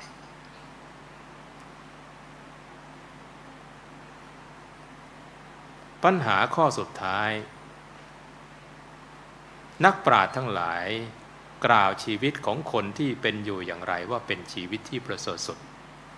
พระพุทธเจ้าตรัสบอกว่าปัญญาชีวิงชีวิตมาหุเศรษฐังนักปราชญ์ทั้งหลายกล่าวชีวิตของคนที่เป็นอยู่ด้วยปัญญาว่าเป็นชีวิตที่ประเสริฐสุดเพราะฉะนั้นชีวิตของเราจะประเสริฐสุดได้ต้องอยู่ด้วยปัญญาใช้ปัญญาในการดำเนินชีวิตไม่ได้ใช้อารมณ์ปัญญาคือความรอบรู้โดยความหมายก็คือความฉลาดในความเจริญและเหตุของความเจริญความฉลาดในความเสื่อมและเหตุของความเสื่อมความฉลาดในอุบายวิธีที่จะหลีกหนีความเสื่อมฉลาดในอุบายวิธีที่จะทำให้ประสบความสำเร็จทำให้ประสบความเจริญนี่คือลักษณะของปัญญาเพราะฉะนั้นคนที่มีปัญญาใช้ปัญญาในการดำเนินชีวิตก็จะดำเนินชีวิตอย่างในแนวทางของคนที่ไม่ประมาทคนไม่ประมาทนั้นจะรู้เท่าทันชีวิตอันไหนเป็นสิ่งที่ควรทำอันไหนเป็นสิ่งที่ไม่ควรทำเพราะฉะนั้นคนที่มีปัญญานั้นนอกเหนือจากการดำรงชีวิตแล้วก็การมองชีวิตของคนเรารู้จักมองชีวิตรู้จักหาความสุขให้แก่ตัวเองนะคนที่ไม่มีปัญญาหรือบางคนไม่ใช้ปัญญาเนี่ยดำรงชีวิตเพียงแต่เหมือนหายใจเข้าหายใจออกเฉยๆไม่ได้ใช้ลมหายใจให้เป็นประโยชน์แต่คนที่มีปัญญานั้นใช้ลมหายใจให้เป็นประโยชน์คิดที่จะสร้างสรรค์สิ่งที่เป็นคุณงามความดีสิ่งที่เป็นประโยชน์คนที่ไม่ใช้ปัญญาก็จิตใจก็จะมีอคติมองโลกในแง่ร้ายแต่คนมีปัญญาก็จะมองโลกในแง่บวกมองสิ่งต่างๆตามความเป็นจริงไม่เอาความรู้สึกเกลียดความรู้สึกชังไปเป็นตัวดำเนินชีวิตเพราะฉะนั้นเหล่าท่านทั้งหลายชีวิตของเราจะมีความสุขในปัญญาเนี่ยสำคัญนะถ้าเราใช้ปัญญาในการดำเนินชีวิตไม่มีอคติมองโลกในแง่บวกชีวิตจะมีความสุขมีสตรีคนหนึ่งเป็นคนสมองพิการชาวไต้หวันอาศัยความตั้งใจนะพูดก็พูดไม่ได้ร่างกายก็เคลื่อนไหวท่อนล่างก็เคลื่อนไหวไม่ได้แต่อาศัยความตั้งใจเรียนจนจบปริญญาเอกแล้วก็ไปบรรยายเป็นตัวอย่างสร้างแรงบันดาลใจให้คนทั้งหลายไปในที่หนึ่งนะมีคนถามว่าซึ่งเป็นคำถามที่ไม่ควรถามว่าเธอไม่รู้สึกน้อยใจในโชคชะตาบ้างหรือที่เป็นคนพิกลพิการอย่างนี้นะเป็นคำพูดที่ไม่น่าจะถามแต่สตรีชาวไต้หวันเนี่ยพูดไม่ได้แต่ใช้เขียนเธอตอบว่าฉันไม่มองในสิ่งที่ฉันขาด ฉันมองแต่สิ่งที่ฉันมีฉันมีแมวที่น่ารักมีพ่อแม่ที่น่ารักฉันเขียนหนังสือได้ฉันมีอย่างนั้นอย่างนี้ไม่มองสิ่งที่ขาดมองสิ่งที่มีนี่การรู้จักมองชีวิตเหมือนเรามองใครสักคนเนี่ยบางทีมีจุดดำจุดเดียวขาวทั้งผืนไปมองจุดดำทำให้เกิดเป็นความทุกข์กับตัวเองนะมีชาย2 คนเป็นคนเลี้ยงไก่คนหนึ่งเช้าเข้าไปแล้วไก่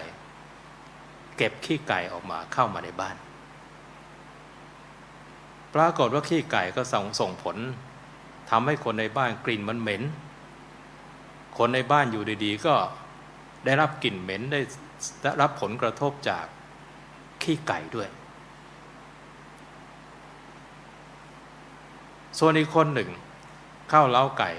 เก็บไข่ไก่มา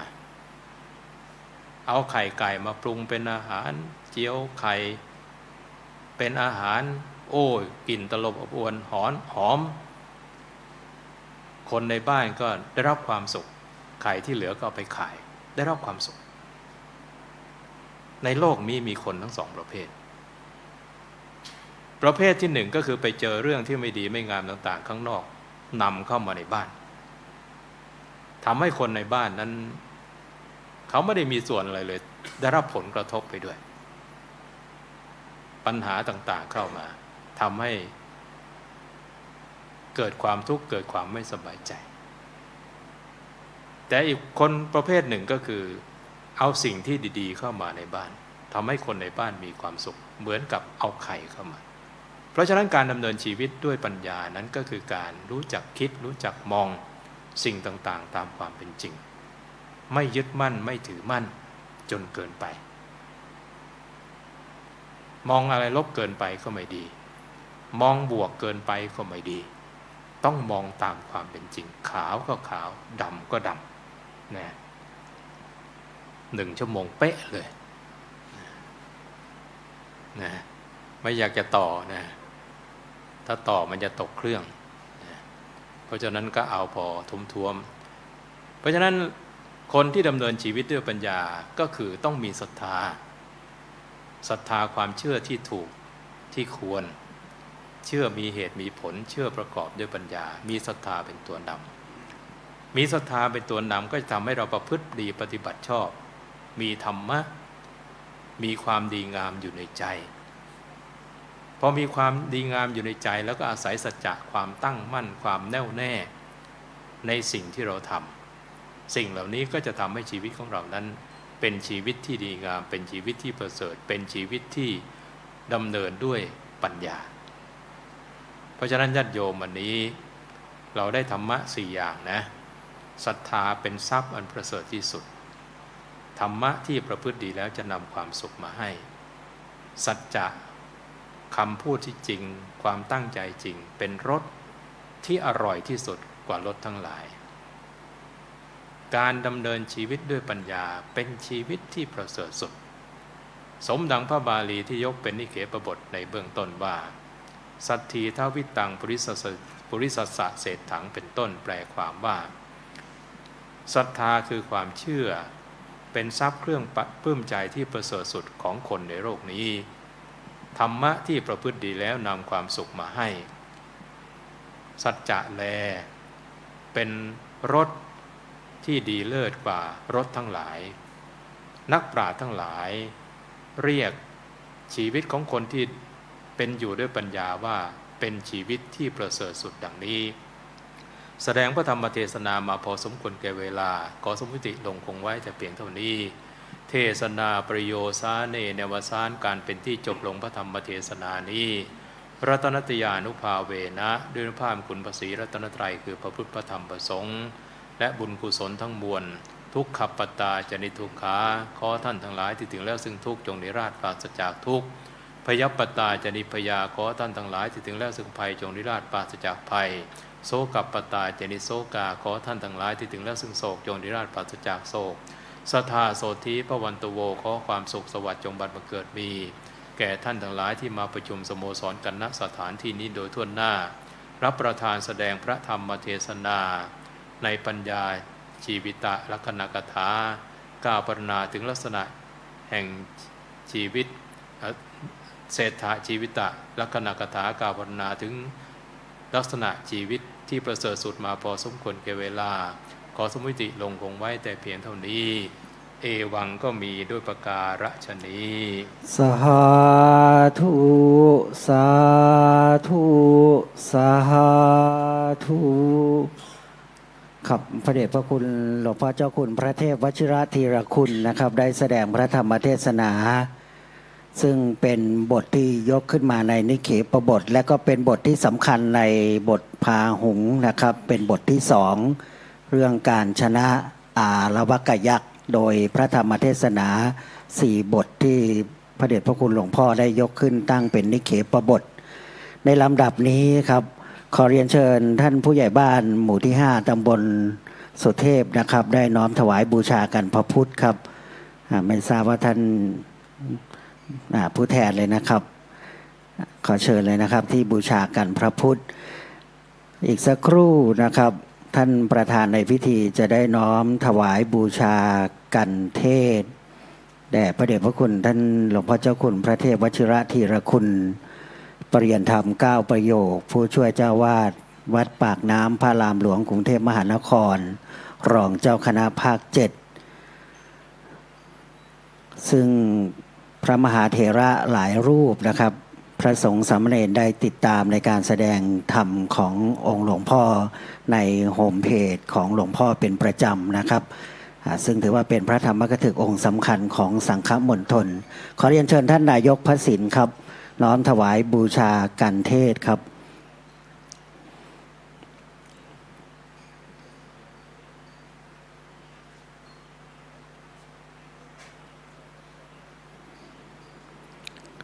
ศรัทธาญาติโยม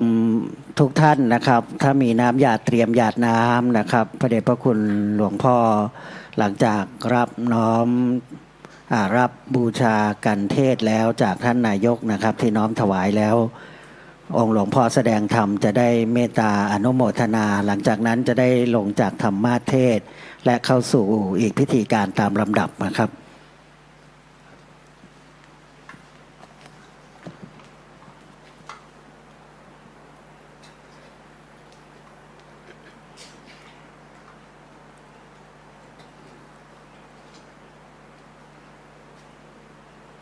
ยะถาวาริวหาปุราปริปุเรนติสาครังเอวเมวะอิโตทินังเปตานังอุปกัปปติอิจิตังปฏิตังตุมหังคิปเมวะสมิจฉตุสัพเพปุเรนตุสังกปาจันโทปนรโสยะถามณิโชติรโสยะถาสัพพีติโยวิวัจจันตุสัพพโรโควินัสตุมาเตภวัตวันตรายโยสุขีทีคายุโกภวะอภิวาทนาสีลิสานิจังวุธาปจายโนจัตตารโอธรรมาวัฏันติอายุวันโนสุขังพระลังสาธุครับญาติโยมศรัทธาสาธุชนนะครับได้กรวดน้ำรับพรหลังจากนั้นหลวงพ่อจะลงจากธรรมาเทศนะครับดุจดังการบรรลือศรีหนาฏหลวงพ่อได้ปรารภเบื้องต้นนะครับเป็นธรรมเนียมปฏิบัติเมื่อมีการอาราธนาธรรมผู้แสดงธรรมจะต้องเชิญพระคัมภีร์ทั้งเทศนาโวหารปฏิภาณโวหารและเพื่อเป็นการประกาศเกียรติคุณแด่คณะสงฆ์อำเภอเมืองนะครับกล่าวขอรับเมตตาพระเดชพระคุณหลวงพ่อเจ้าคุณพระเทพวชิรธีรคุณครับได้เมตตามอบเกียรติบัตรสำหรับพระสังฆาธิการนะครับของอำเภอเมืองเป็นลำดับแรกนะครับและก็ในเขตตำบลสุเทพนะครับจำนวน6รูปขอกราบอาราธนานิมนต์นะครับพระเดชพระคุณหลวงพ่อเจ้าคุณพระภาวนาธรรมาภิรัตน์วิปัสสนาเจ้าคณะอำเภอเมืองเชียงใหม่เจ้าวาดวัดร่ำเปิงตะโปธารามนะครับได้เข้ารับเกียรติบัตรที่พระเดชพระคุณหลวงพ่อรองเจ้าคณะภาคนะครับ ซึ่งถือว่าเป็นเจ้าคณะผู้ปกครองโดยตรงนะครับกำกับดูแลคณะสงฆ์ในเขตภาค 7 ประกอบไปด้วยเชียงใหม่ลำพูนแม่ฮ่องสอนครับก็ต้องขอโอกาสญาติโยมส่วนนี้ด้วยนะครับเพื่อถวายเกียรติแด่พระคุณท่านกราบนิมนต์พระเดชพระคุณเจ้าคุณพระสิทธิวชิรานุกูลครับรองเจ้าคณะอำเภอเมืองครับในนามดูแลงานเผยแผ่ของอำเภอเมืองนะครับอปอกราบนิมนต์พระเดชพระคุณหลวงพ่อพระครูโคสิทธิปริยัติยาภรณ์เจ้าคณะตำบลสุเทพเขต 1นะครับหลวงพ่อพระครูวัดป่าแดงมหาวิหารนะครับ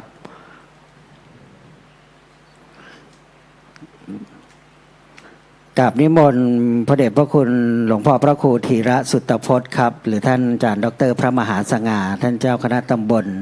สุเทพเขต 2วัดผาลาดนะครับ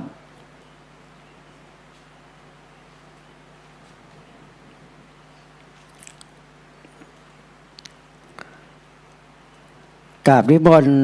พระครูใบดีกาสมัครครับท่านพระครูใบดีกาสมัครท่านเลขานุการเจ้าคณะตำบลสุเทพเขต 1ครับวัดฝายหินกราบนิมนต์พระอาจารย์ธีรวิทย์จิรวัฒโนครับเลขานุการเจ้าคณะตำบลสุเทพเขต 2ครับท่านอาจารย์เลขาวัดผาลาดครับกราบนิมนต์ครับ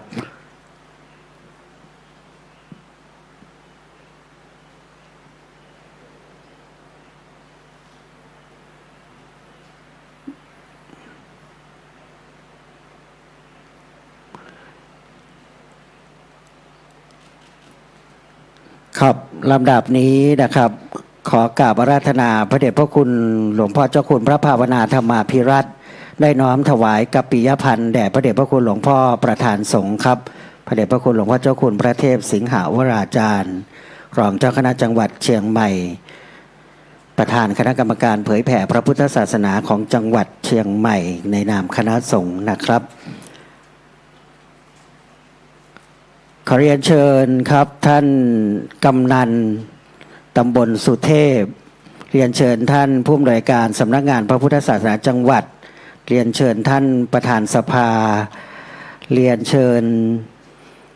ท่านที่ปรึกษานายกเทศมนตรีครับท่านสุพจน์มูลนินตาครับน้อมถวายแด่คณะพระอนุจรนะครับทั้ง4รูปด้านหลังครับ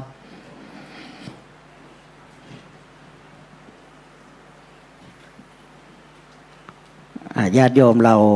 ประนมมืออนุโมทนาบุญนะครับโดยการนำพาบุญฝ่ายญาติโยมก็คือท่านนายกพระสินอัครเดชธนโชติครับปีนี้เข้าพรรษามีโครงการใหม่เกิดขึ้นก็คือวิปัสสนาสัญจรปีหน้าถ้าจะเพิ่มอีกสัก 2-3 โครงการนะท่านนายกนะครับซึ่งงานครูบาเจ้าศรีวิชัยท่านนายกก็สนองงานคณะสงฆ์เป็นอย่างดีนะครับเชิญสุภาพบุรุษเข้าด้านในนะครับก็จะมีท่านพระอาจารย์มหาสกลวิโรจนกิติปริยนธรรม9ประโยคพระครูปลัดอมฤตท่านอาจารย์พระมหาสันติท่านมหาเดชรัชตะนะครับปริยนธรรม7ประโยคคณะอนุจรหมายถึงคณะผู้สนองงานติดตามนะครับแห่งเจ้าคณะผู้ปกครองและลำดับนี้เมื่อผู้แทนคณะศรัทธาได้เข้าถวายเรียบร้อยแล้วจะขอรับเมตตาพระเดชพระคุณหลวงพ่อเจ้าคุณพระเทพสิงหาวราจารย์ครับประธานสงฆ์ในวันนี้ได้โปรดเมตตาสัมโมทนียกถากล่าวปิดและนำเจริญจิตตภาวนาหลังจากนั้นขอรับเมตตาจากคณะสงฆ์ได้แผ่เมตตานะครับและจะได้เข้าสู่การประกอบพิธีถวายความเคารพเพลงสรรเสริญพระบารมีดังขึ้นเป็นอันเสร็จสิ้นโครงการกล่าวขอรับเมตตาในพระเดชพระคุณหลวงพ่อประธานสงฆ์ครับ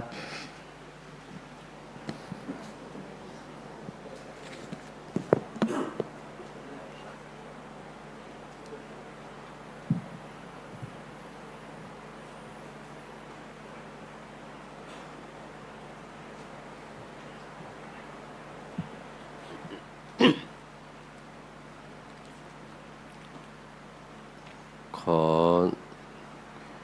กับเรียนพระเดชพระคุณพระเทพวชิระ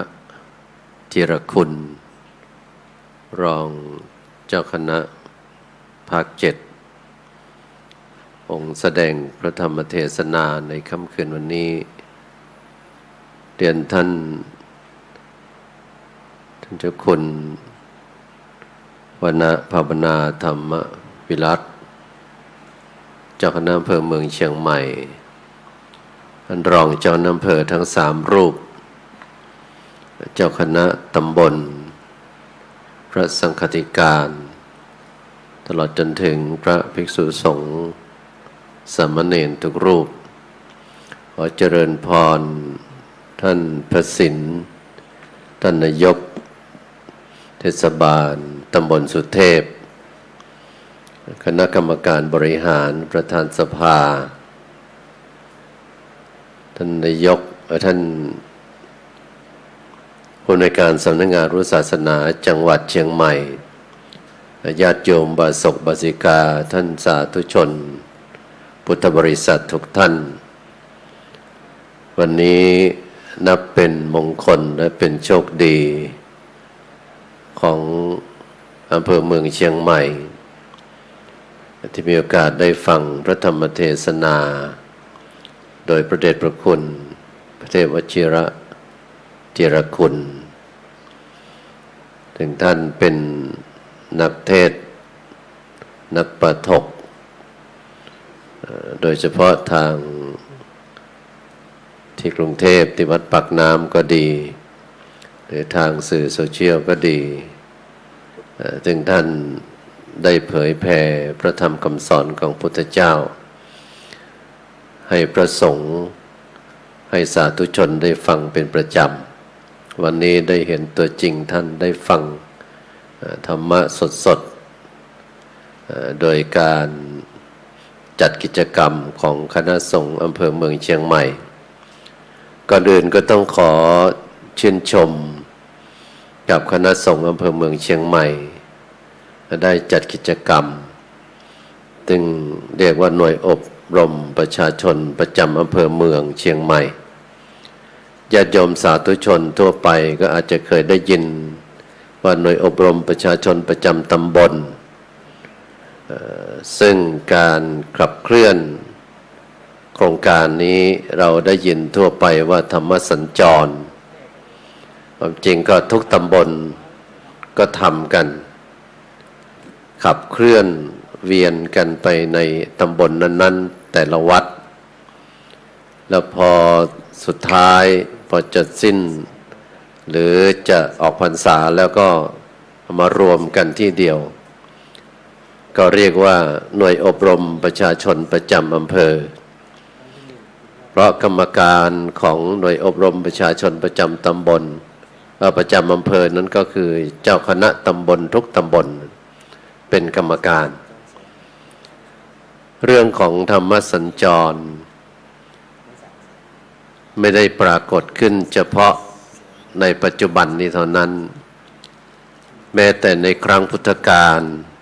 ก็มีธรรมสัญจรเหมือนกันพระเจ้าหลังการตรัสรู้ธรรมใหม่ๆพุทธองค์ก็เอาธรรมะไปสัญจรสอนคนในที่ต่างๆทำให้เมื่อมีคนรู้ธรรมได้ดวงตาเห็นธรรมขอบวชก็ช่วยพุทธเจ้าในการเอาธรรมะไปสัญจรในที่ต่างๆเมื่อพุทธองค์ได้สอนคนจำนวนมากขึ้นอย่างที่เราได้ทราบกันที่พระองค์ได้สอนในโอวาทปาติโมกข์อันนั้นก็เป็นหลักการวิธีการเอาธรรมะไปสัญจรเองให้พระสงฆ์ไปเผยแผ่เพราะนั้นการที่พระสงฆ์ได้ขยับขับเคลื่อนเช่นนี้ก็เป็นการเผยแผ่ธรรมนั่นเองและปัจจุบันนี้เราจะได้ยินโครงการมากมายโครงการธรรมสัญจรหมู่บ้านรักษาศีล5โครงการวัดประชารัฐสร้างสุขโครงการ คุณธรรมจริยธรรมที่พระสอนศีลธรรมไปตามโรงเรียนต่างๆแล้วปัจจุบันก็ได้ยินคำว่าพระวิปัสสนาสัญจรตอนนี้พระสงฆ์ทำงานกันให้ตามยุคตามสมัยตามเหตุการณ์ถ้าอยู่กับที่ธรรมะไม่ไปสัญจรสัญจรก็คือการผ่านไปผ่านมา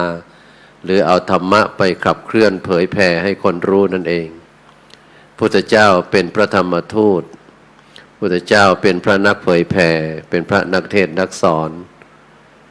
ก็เป็นการธรรมสัญจรทั้งหมดพระธรรมทูตพระธรรมจาริกเช่นเดียวกันทั้งหมดเลยแล้วปัจจุบันนี้แม้แต่ทางส่วนราชการก็มีหมู่บ้านยั่งยืนสำหรับท่านผู้นำชุมชนกำนันผู้ใหญ่บ้านในสายมหาดไทยก็จะเห็นว่าให้มีการขับเคลื่อนหมู่บ้านยั่งยืน7ด้าน8ตัวชี้วัด16กิจกรรมก็เป็นเรื่องของธรรมะทั้งนั้นก็อยู่ในหน่วยอบรมประชาชนประจำตำบล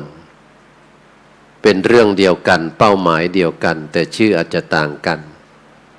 เพราะนั้นวันนี้บทบาทของพระสงฆ์ขับเคลื่อนถ้าอยู่กับที่อยู่กับวัดญาติโยมอาจจะไม่สะดวกมาพระสงฆ์ก็ต้องออกไปหามีเหตุการณ์อะไรเช่นตอนนี้เกิดอุทกภัยถ้าพระสงฆ์นอนอยู่ที่วัดพระสงฆ์ไม่คิดอะไรไม่ช่วยอะไรก็เหมือนกับเราไม่ได้ทำตามคำสอนของพระเจ้าว่าพวกเธอจงจาริกไปยังประโยชน์สุขให้กับมหาชน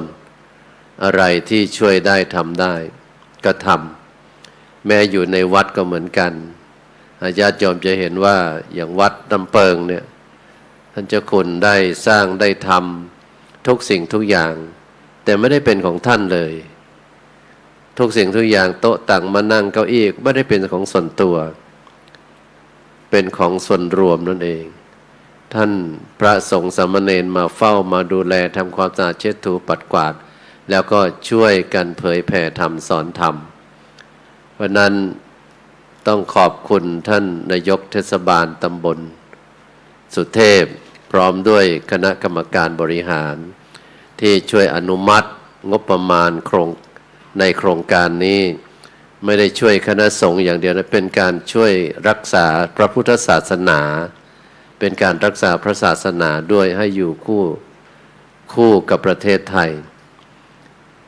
แล้วก็เราย้อนไปในอดีตพระบาทสมเด็จพระเจ้าตากสินมหาราชกู้เอกราชจากพม่าได้ประกาศเป็นพระบรมราชโองการที่วัดอรุณราชวรารามที่กรุงธนบุรีอันตัวพ่อชื่อว่าพญาตากทนทุกข์ยากกู้ชาติพระศาสนาถวายแผ่นดินเป็นพุทธบูชาแด่พระศาสดาพระโคดมพระองค์ได้แผ่นดินมากู้มาไม่ได้ให้ใครแต่ถวายเป็นพุทธบูชาวันนั้นท่านนายกเทศบาลตำบลสุเทพและคณะกรรมการสภาที่พิจารณาอนุมัติเนี่ยก็เป็นการช่วยพระศาสนาช่วยการรักษาพระศาสนาวันนั้นโครงการที่อนุมัติงบประมาณมาช่วยเนี่ยก็ต้องขออนุโมทนาชื่นชมทุกท่านทุกคนที่มีส่วนร่วมและก็โครงการวิปัสสนาสัญจรก็ถ้าเข้างบได้งบประมาณอีกก็จะเป็นการรักษาการเผยแผ่พุทธศาสนาด้านวิปัสสนาก็ขออนุโมทนาชื่นชมทั้งส่วนของคณะสงฆ์อำเภอเมืองเชียงใหม่มีท่านจันเจ้าคุณพระภาวนาธรรมวิรัตเป็นต้นพร้อมด้วยรองเจ้าหน้าที่ทั้ง3รูปเจ้าคณะตำบลเจ้าคณะพระสังฆิการภิกษุสามเณรอนุโมทนาขอบคุณกับทางท่านนายกเทศบาลตำบลสุเทพพร้อมด้วยคณะกรรมการบริหารทางสำนักงานพุทธศาสนาจังหวัดเชียงใหม่ที่ให้การสนองงานรวมทั้งทุกท่านทุกคนก็ข อให้กุศลอานิสงส์ผลบุญนี้ได้ปกป้องคุ้มครองทุกท่านให้นิราศคลาดแคล้วจากทุกโศกโรคภัยพยันตรายทั้งหลายทั้งปวงให้เจริญด้วยอายุวันนะสุขภละปฏิภาณธนสารธรรมสารสมบัติรุ่งเรืองโดยลาภยศสรรเสริญสุขมุ่งมา่ปรารถนาสิ่งหนึ่งประการใดสมความตั้งใจจงทุกประการเทิน สาธุ เชิญทุกท่านเจริญจิตภาวนาสักนิมนต์เลยครับ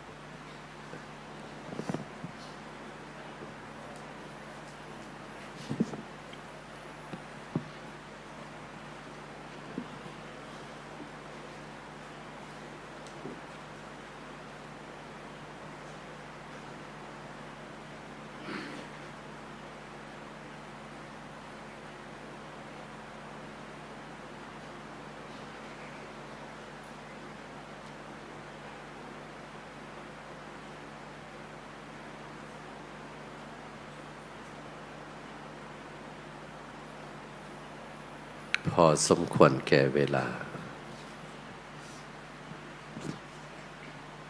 ครับขอประธานอนุญาตนะครับกับประกาศนะครับในเจ้าภาพอุปถัมภ์นะครับโดยงบประมาณจากเทศบาลตำบลสุเทพเป็นจำนวนเงินทั้งสิ้น 300,000 บาทนะครับโดยจัดสรรณโครงการ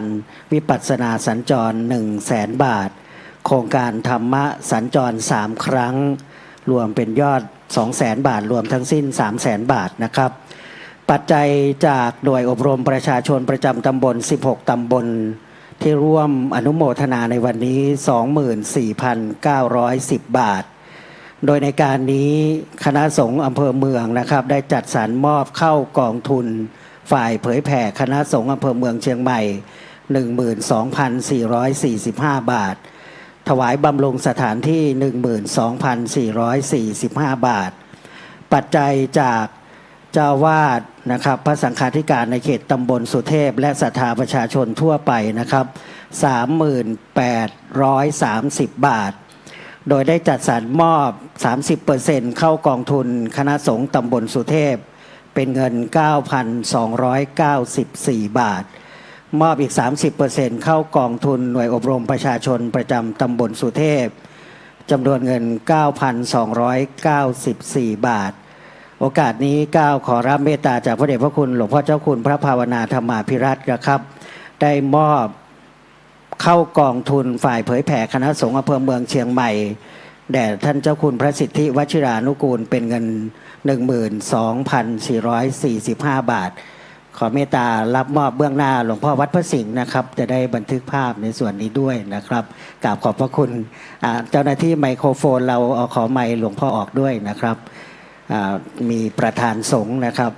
และส่วนสถานที่ก็คงที่ของหลวงพ่อร่ำเปิงนะครับ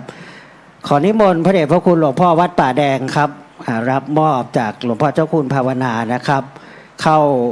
กองทุนคณะสงฆ์ตำบลสุเทพและหน่วยอบรมประชาชนตำบลสุเทพนะครับกราบนิมนต์พระเดชพระคุณหลวงพ่อ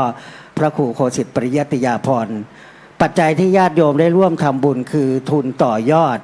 จะมีโครงการอย่างนี้ไปเรื่อยๆนะครับก็ต้องขออนุโมทนากราบขอบพระคุณนะครับลำดับนี้ขอเชิญทุกท่านกราบพระพร้อมกันก่อนนะครับอะระหังสัมมาสัมพุทโธภควาพุทธังภควันตังอภิวาเทมิสวากขาโต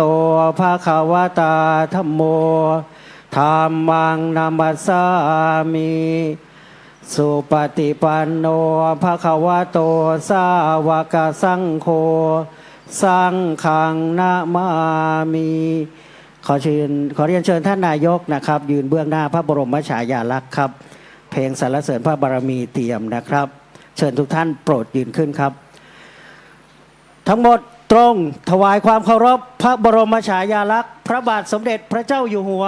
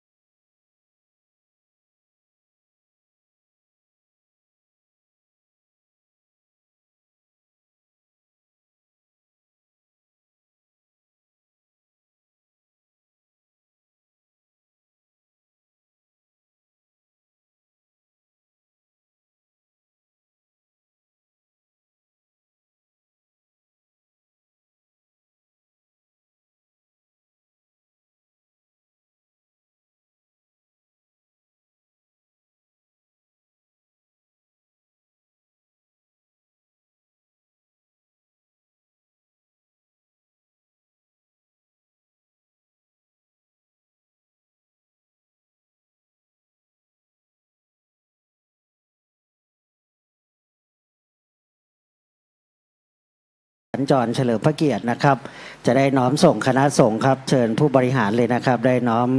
ส่งคณะสงฆ์ศรัทธาญาติโยมเราทราบว่ายังพอมีอาหารว่างอยู่นะครับจัดไว้เยอะนะท่านนายกจัดไว้เยอะ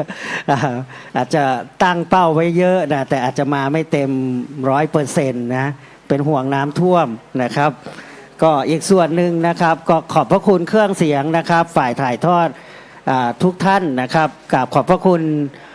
เจ้าคณะพระสังฆาธิการนะครับ มีพระเดชพระคุณหลวงพ่อพระเทพสิงหาวราจารย์หลวงพ่อพระครูวิทิตศาสนาธรรองเจ้าคณะอำเภอเมืองเชียงใหม่วัดพระสิงห์หลวงพ่อเจ้าคุณพระสิทธิวชิรานุกูล วัดพระธาตุดอยสุเทพรองเจ้าคณะอำเภอเมืองหลวงพ่อพระครูวิสิทธิ์ศรีลาภรณ์นะครับวัดบางสิงคำรองเจ้าคณะอำเภอเมืองรูปใหม่หลวงพ่อเพิ่งไปลุยน้ำมาวันนี้นะครับหลายที่มอบอาหารกลางวันนะในนามคณะสงฆ์ฝ่ายสาธารณสงเคราะห์นะครับกราบขอบพระคุณเจ้าคณะตำบลเจ้าคณะพระสังฆาธิการทุกรูปอนุโมทนาขอบคุณญาติโยมนะครับครับห้องน้ำห้องสุขาเราทราบกันแล้วเนาะทางออกฝั่งซ้ายมีฝั่งขวามีนะครับประตูด้านหน้าก็อยู่ฝั่งซ้ายประตูด้านหลังก็อยู่ฝั่งขวานะครับกราบขอบพระคุณท่านนายกเทศมนตรีตำบลสุเทพครับที่ได้อุดหนุนจัดสรรงบประมาณนะครับท่านนายกพระสินอัครเดชธนโชติขอบพระคุณท่านประธานสภาครับขอบพระคุณท่านที่ปรึกษานะครับแล้วก็อนุโมทนาขอบคุณท่านผู้อำนวยการสำนักงานพระพุทธศาสนาจังหวัดเชียงใหม่ท่านผอ.อารีพันจันทร์และอนุโมทนาขอบคุณศรัทธาสาธุชนคณะกรรมการไวยาวัจกรโยคีผู้ปฏิบัติธรรมคณะแม่ชีของวัดร่ำเปิงด้วยความเคารพอย่างสูงครับโอกาสหน้าเราจะได้ร่วมบุญกันในกิจกรรมธรรมสัญจรอีกครั้งหนึ่งกราบขอบพระคุณครับ